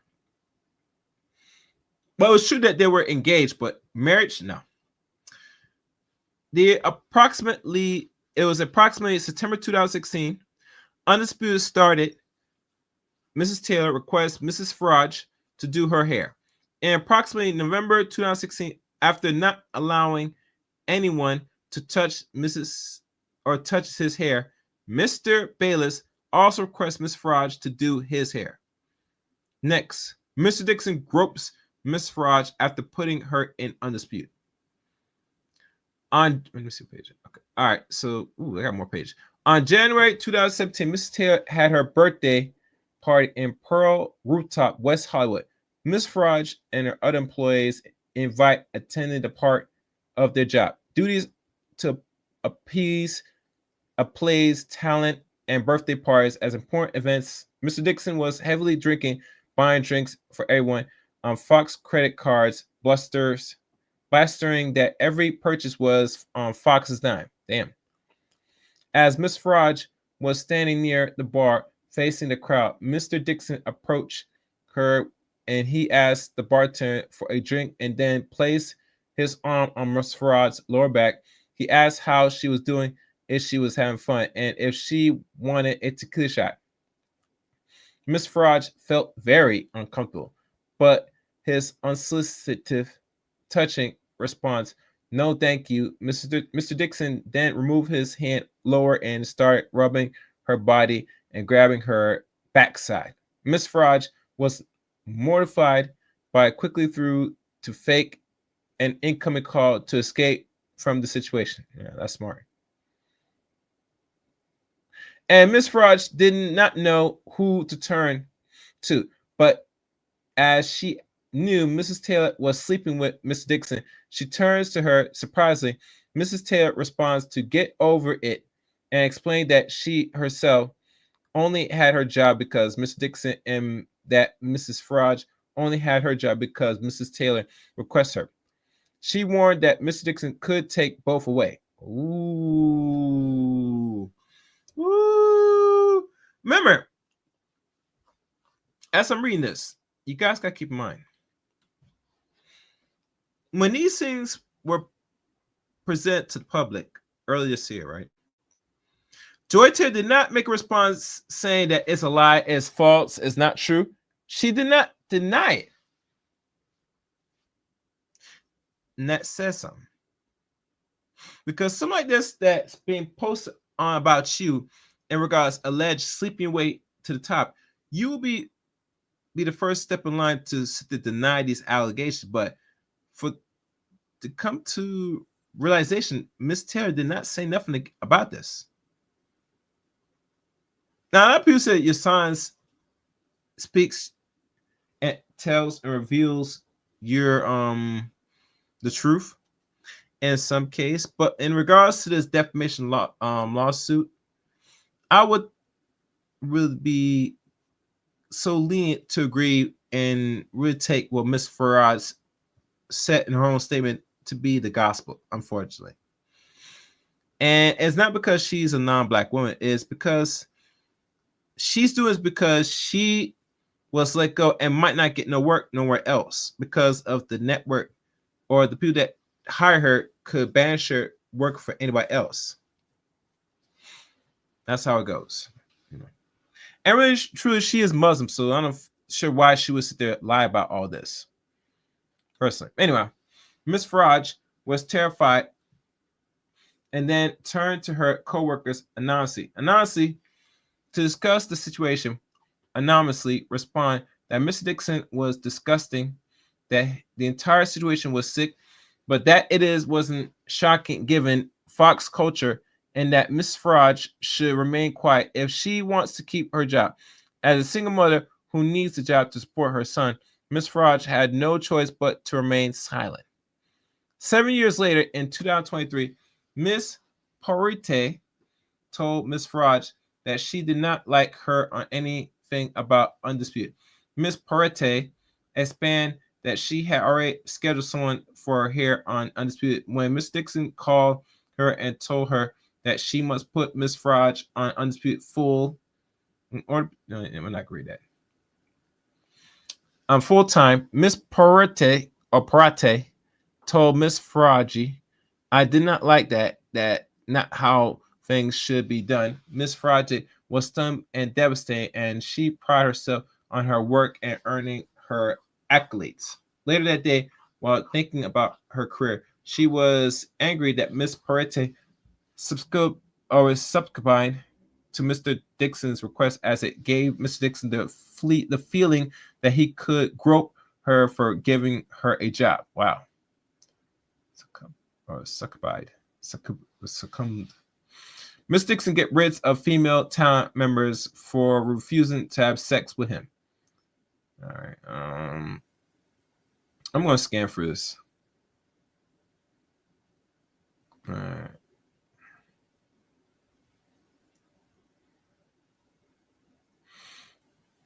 All right, let me see.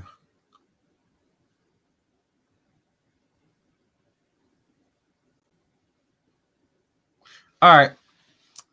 I'm going to skip through this. All right. 7 years into this, blah, blah, blah, blah. Dixon told her that she would need to have sex with him if she wants to renew her contract, but she had refused, anonymously further conveying that Mr. Dixon was doing this to other women's talent. She should warn Mrs. Taylor to be careful, and a talk show host had recently reported Mr. Dixon. Following the lunch, Mr. Farage called Mrs. Taylor to convey what anonymously had stated. Miss Taylor responds that no one gives a beep about anonymous or to talk shows who had report Miss Dixon. Miss Farage later observed that Mrs. Taylor's remarks appear accurate as no action were taken to address the concerns rising. It was not already apparent because even more clear that Fox enables high-ranked individuals to abuse their authority, exerting undue control over female talent and employees. I'm skipping through this.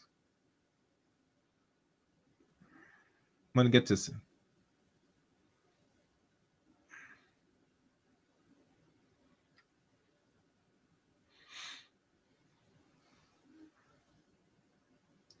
I'm trying to find it. I'm looking at this.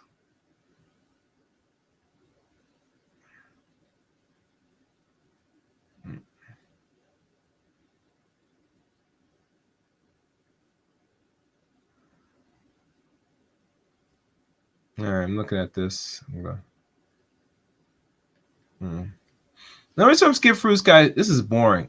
Let's just talk more about her, getting sexual harassed by some people and the constant effects of her health in the job. Let's see. I'm trying to find the part with more with Miss Taylor.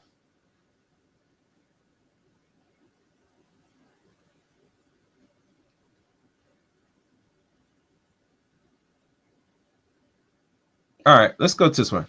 Miss Farage remains undisputed and is asked to also join the herd. Approximately summer of 2018, Miss Taylor was moved from undisputed to the herd with Colin Cohert. Miss Taylor again requests Miss Farage to do her hair. Colin Cohert, Mr. Cohert, also requests Mr. Farage to do his hair. Thus, every day, Miss Farage would do Mr. Bayless hair for undisputed, and then would do Mrs. Taylor and Mr. Cohert hair to her. Throughout her entire tenure at Fox, Mr. Cohert was professionally and respectful to Mrs. Farage and her coworker. Around this time, after learning of Miss Taylor and Mr. Dixon's sexual relationship, Miss Taylor then fiance broke off the engagement and threatened to go public with all that he knew on information, believing Miss Dixon paid for the wedding deposit in an information exchange for their fiance's silence. Yeah, because he was blowing that. Well, I don't know about blowing backs, but he was giving his fiance, Mrs. Taylor, the business, and she was giving that good guac. Mr. Dixon realized Mr. Diaz racially and sexual harassment of Miss Farage. On May the 10th, 2019, Bobby Diaz, Mr. Diaz, the individual who puts the microphone on talent, mocked Miss Farage for her pronunciation of the English word and sexualized the way she was eating fruit. Miss Farage did not respond. She just kept her eyes glued to the monitor, playing Undisputed. Miss Parate was presented and did not do anything. On information and beliefs, Mr. Diaz openly gropes, harass, and inappropriate with women at Fox. Ooh. On information and beliefs, Mr. Diaz has not been fired, reported due to his role in supplying cocaine. Ooh, oh damn. Oh damn. To numerous Fox employees and talent, even after the incident where he removed his pants on live camera. I did not know that. Damn. All right. On information beliefs, in December 2024, after Ms. Farage sent notice of independent lawsuits to Fox, Mr. Diaz made a mockery of his discussion with human resource regarding his interaction with Ms. Farage. He told various employees that Ms. Farage was stupid, definitely stating that despite being told not to speak about his discussion with human resource, he didn't care, saying, "Who gives a?" He further voted that he would never be fired. Wow. And now this is the part that I'm going to read maybe multiple times to y'all, so let it sticks in. This one's titled, Mrs. Taylor again used her sexuality to get on a show. In approximately February of 2020, Mrs. Taylor asked Mrs. Farage to meet her for lunch in Beverly Hills. When Mrs. Farage arrived, she found Mrs. Taylor with a man, Emmanuel Acho, or Mr. Acho. Okay. Mrs. Farage did not know Mr. Acho, but could tell that the two were romantically involved. Oh, yeah. And, you know, matter of fact, if y'all want to know more, hold on. Let me see if I can fast forward this. The people that don't know. This one I'm talking about. The picture on the left. That's Emmanuel Acho and Joy Taylor drinking some red wine. I think that's red wine. Yeah, it looks like red wine. And he's drinking soda. And you can see Miss Farage on the right. For context. All right.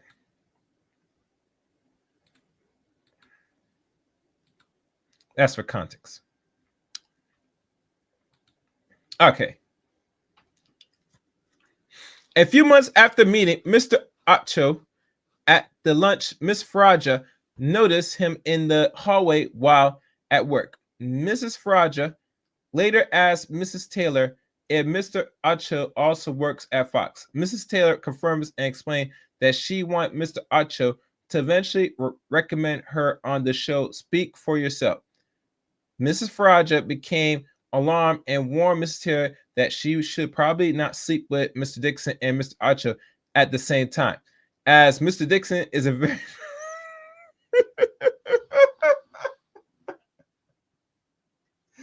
Wait, hold on. I gotta do this, guys. I got to do this. Let me remove some things. I gotta. It's like this. You can't make stuff up. Kevin been saying this a long time, man. She told me, I said, don't sleep with both these men, and this is the first thing that if Kevin was around, this will be going on. God damn it! You can't make this shit up. God damn it! You can't make this shit up. Yeah.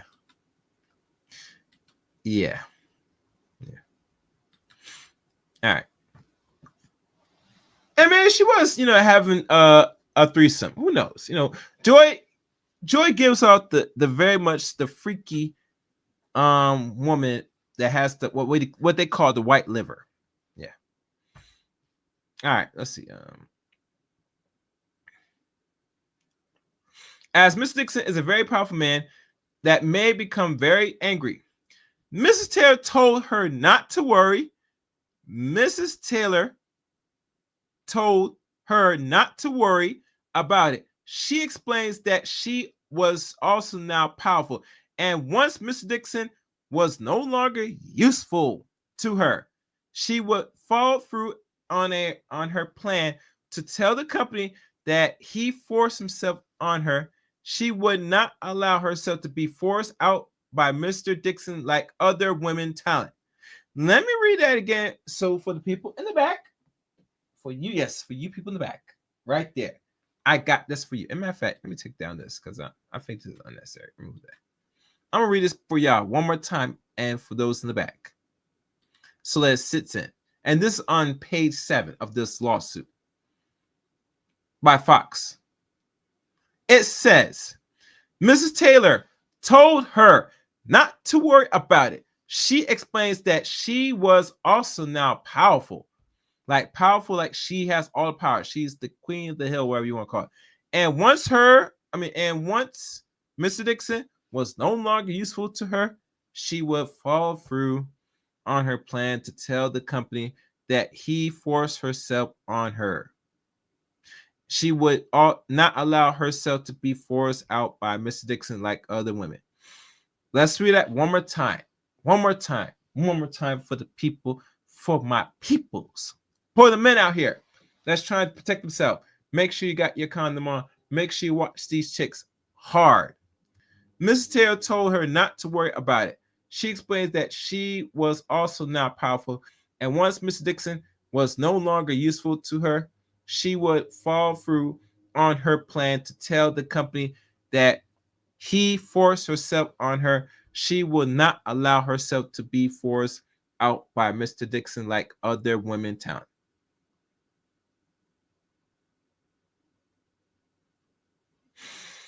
God damn. God damn. And that's page 11. I think I made my point. Don't y'all? What y'all say? Now that you got this or knew about this information or did not know about this information, please leave your comments below on this one. I'll be looking for to read this. Thank you.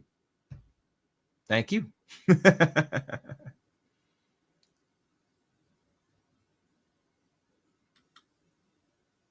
Now, as you know, how much more onto this tape? It's like 1 hour and 48 minutes. And let me look if I'm going to continue to play this.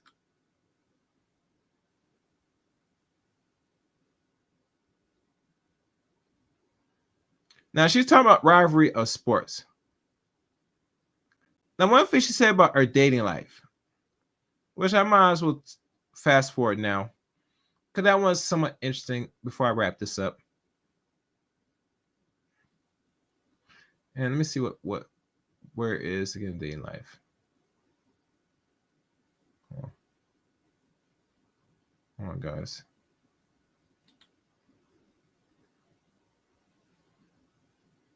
Yeah, we're going to fast forward to dating life. Let's go. To Larry Bird and Magic Johnson. Yes. Can you break that against situation plan? That's too strong. Like you come in there, you banging on the door. Just knock on the door. That's crazy. Now, okay. It's not an effective tool. Let me ask it this way. Is your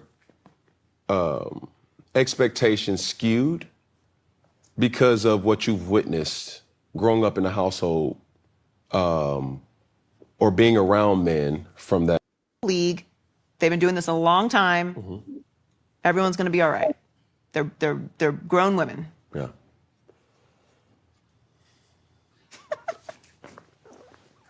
Period. Exclamation point. No. The moment that we've all been waiting for here. Oh, we didn't get to the moment yet? Not yet. Oh, no. Yeah, before we... You got it tight.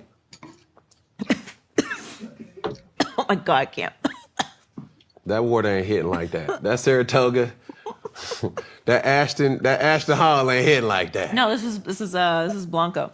Do I have a type? Yes, I do. I do have a type. Are you dating? I am. I am.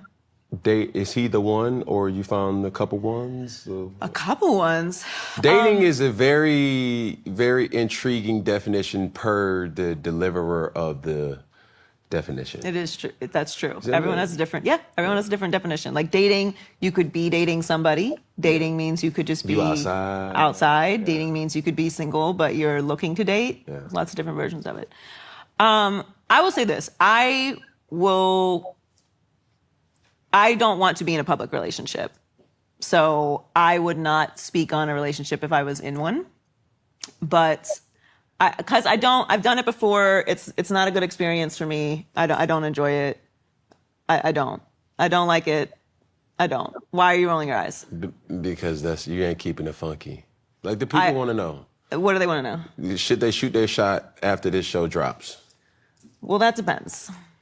I was showing Kenny some DMs before in the green room. Can I hit is not gonna get it done. Wow. Like from Blue Checkers? yes. No way. Can I hit is crazy. You know what I feel like is crazy about the DMs? Why do you trust that I won't post these? Isn't that crazy? I mean, you're really investing a lot of trust in a stranger that they like. A text message is different. If you have my number and you text, like, there's a trust-ish within a text message that, like, I'm texting you, we have a communication. Those are weirdos. That's But, that's too strong. Like, you come in there, you banging on the door. Just knock on the door. That's crazy. Now, okay. It's not an effective tool. Let me ask you this way. Is your expectation skewed because of what you've witnessed growing up in a household or being around men from that dynamic and working with men? Has that skewed your kind of expectations for while you're dating? No. I think that everyone is different. I think you can be in a space where you travel, where you're a front-facing person, where you're a wealthy person, a good-looking person. I think, people go through different phases in their life, and they're different in different spaces. Like, I don't think that just because somebody has a particular job that they're definitely going to cheat or, any of those things. I think you may have a higher opportunity or options. But for me, I really have to feel safe. If I don't feel safe with a person, I cannot engage. And I have to show up so masculine all the time. Like, I have to be so strong and have to ignore so much noise and have to show up for myself in so many spaces and have to, block off so much noise and compartmentalize that when I'm with a man, I want to feel like he is providing the masculine space. I don't want to have to be masculine with a man. And that can be a very interesting dynamic to find, because sometimes people feel like they have to match my masculine energy. And I'm like, no. Like, let me be soft. Let me be a woman. Let me be the pretty princess that doesn't know how to, use the door.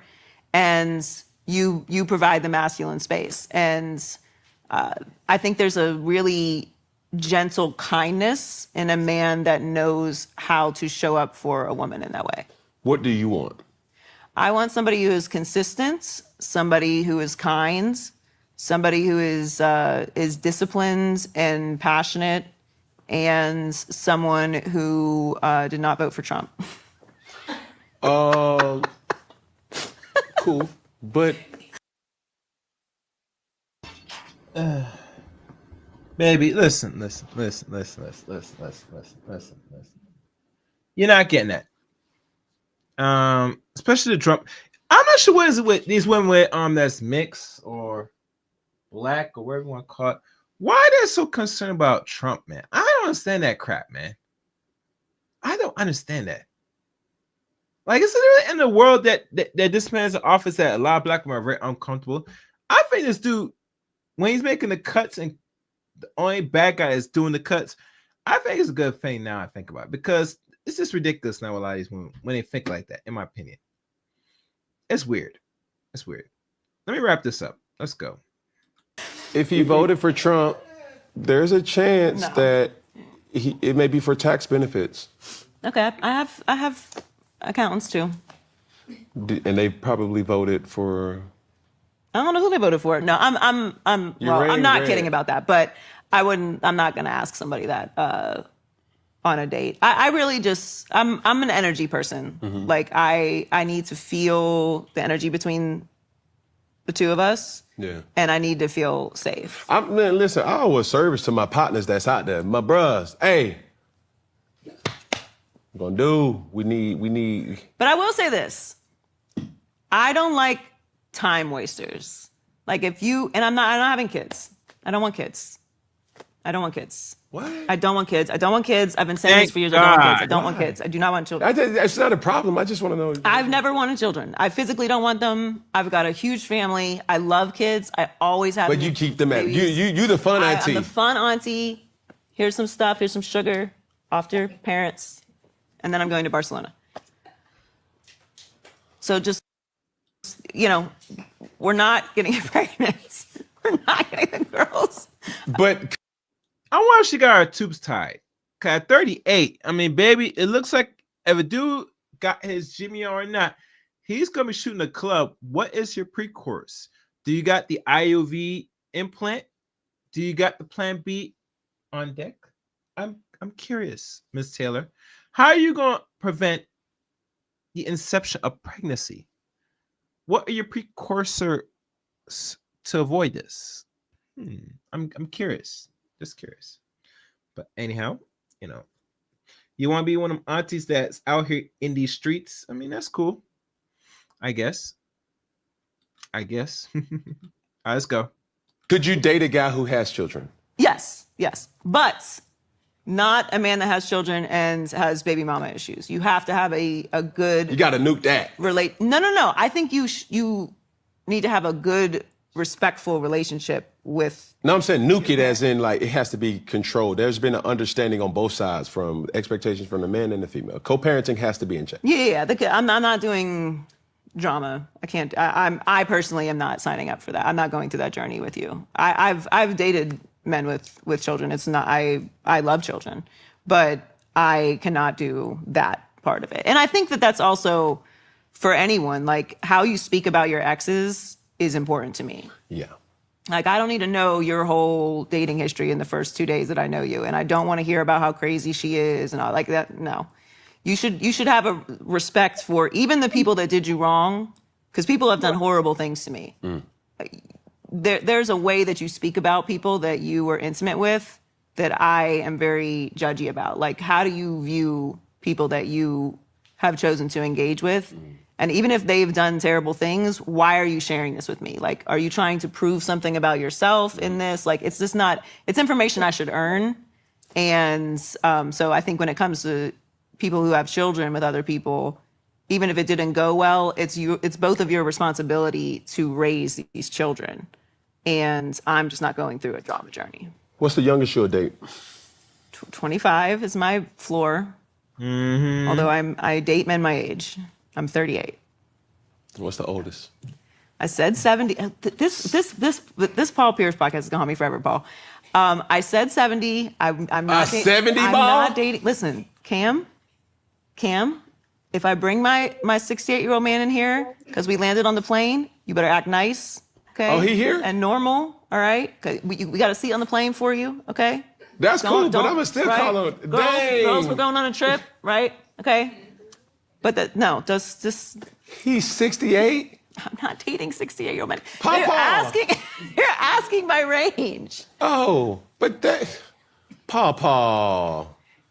Listen, don't worry about. I see don't why worry y'all about going to Papa. sleep at 9 p.m. Exactly. In the covers. Smelling like Bengay and doggone menthol. What? What's that rub? Vapor rub? Vicks vapor rub. Vicks. Smell like Vicks. And chamomile tea. It's a nice soft life. Yeah, but it's okay. I'm gonna revamp this question of the day. You ready for it? I don't know, but yes. You have to choose one. Okay. Live a boring life or live a toxic life. I feel like I've already made my choice. Go. I think that at this point, you're asking me today. I'm talking about today. Today I would live a boring life. Today I would live a boring life. But I say that because I've had enough toxic experiences to know that I'm not going to make it through a toxic life. I'm personally not going to make it. It's jail or somewhere else for me, but I can't do it. And I don't want to go to jail. I can't do it. I cannot do it. I cannot do it. I cannot do a toxic life. A nice, boring life for me. Man, please. What You know when skeleton emoji, bubbling emoji, doctor emoji. What's the gas mask emoji? Send all that to me. Baby, you're not believing it? You got to be rough around the edges. I can't do it. I'm in that. No, you want to know my type? Not toxic. Not toxic. Just a sprinkle of it. No, okay. But a sprinkle is different than a whole cupcake. Okay, I'm talking. No. See, you did a heavy. No, that's a spoon. A spoon. No, I don't want a spoonful. I want like 2 sprinkles. Salt Bay.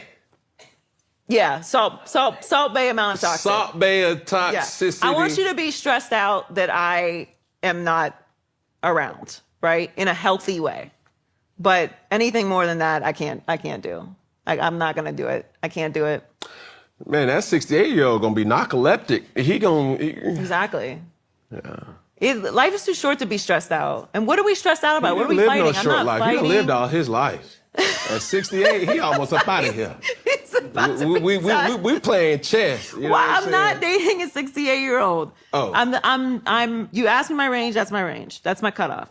But what I'm saying is I cannot fight anymore. I'm tired. I'm tired, Cam. I can't be fighting. I can't be arguing. Why are you here? Who's that? No. I'm not doing. When did you meet them? I'm not doing none of that. Zero. Okay, could you date a person who make less money than you? Yes. Okay. Right? Yes. Because not understanding who you are comes with you're a dope female, right? That gives you access to a lot of dope males. And a person who doesn't know that or understands what your work-life personal balance is, it's like, y'all going on a work trip?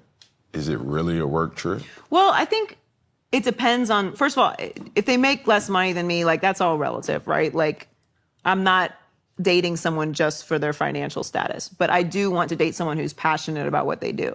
So you don't have to make as much money as me, but you have to care about what it is you do or care about something. Like you can't just be aimlessly walking around the earth, like not having a passion for something. For me, 1. 2, when you're in certain businesses, you have to date people that understand it or are of the character type that they're not stressed out about certain things. Yeah.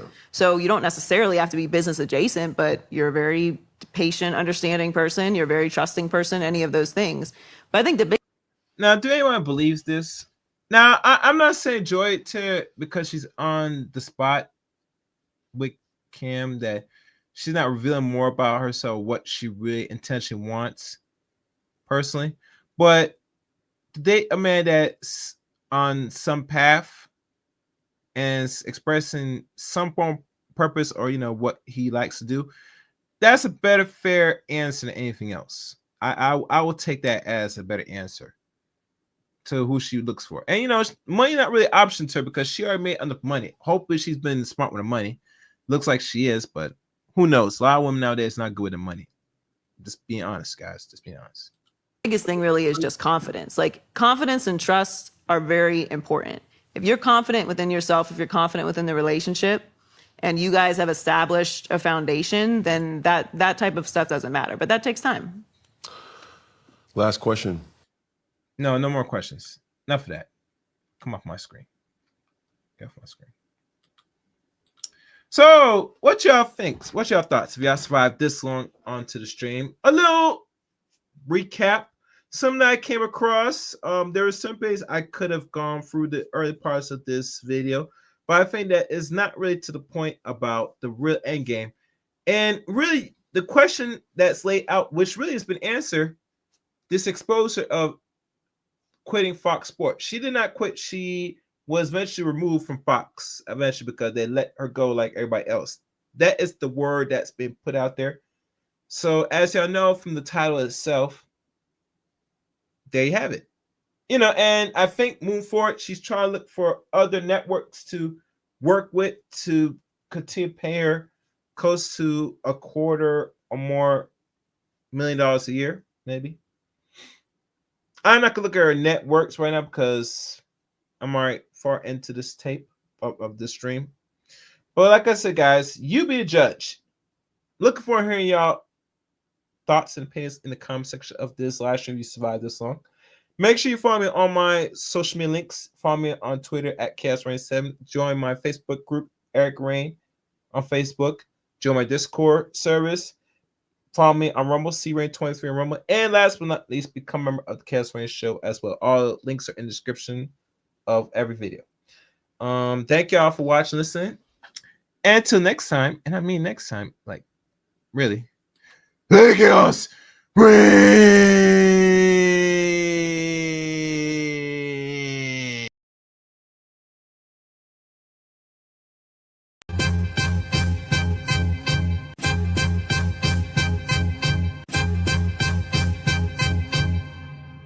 Man, fuck all you hoes.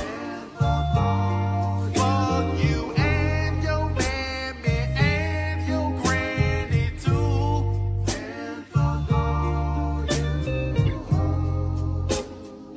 I'm sick of this shit. Fuck all you hoes. And fuck all you. Don't give a damn, bitch, what you wanna do. And fuck all you hoes.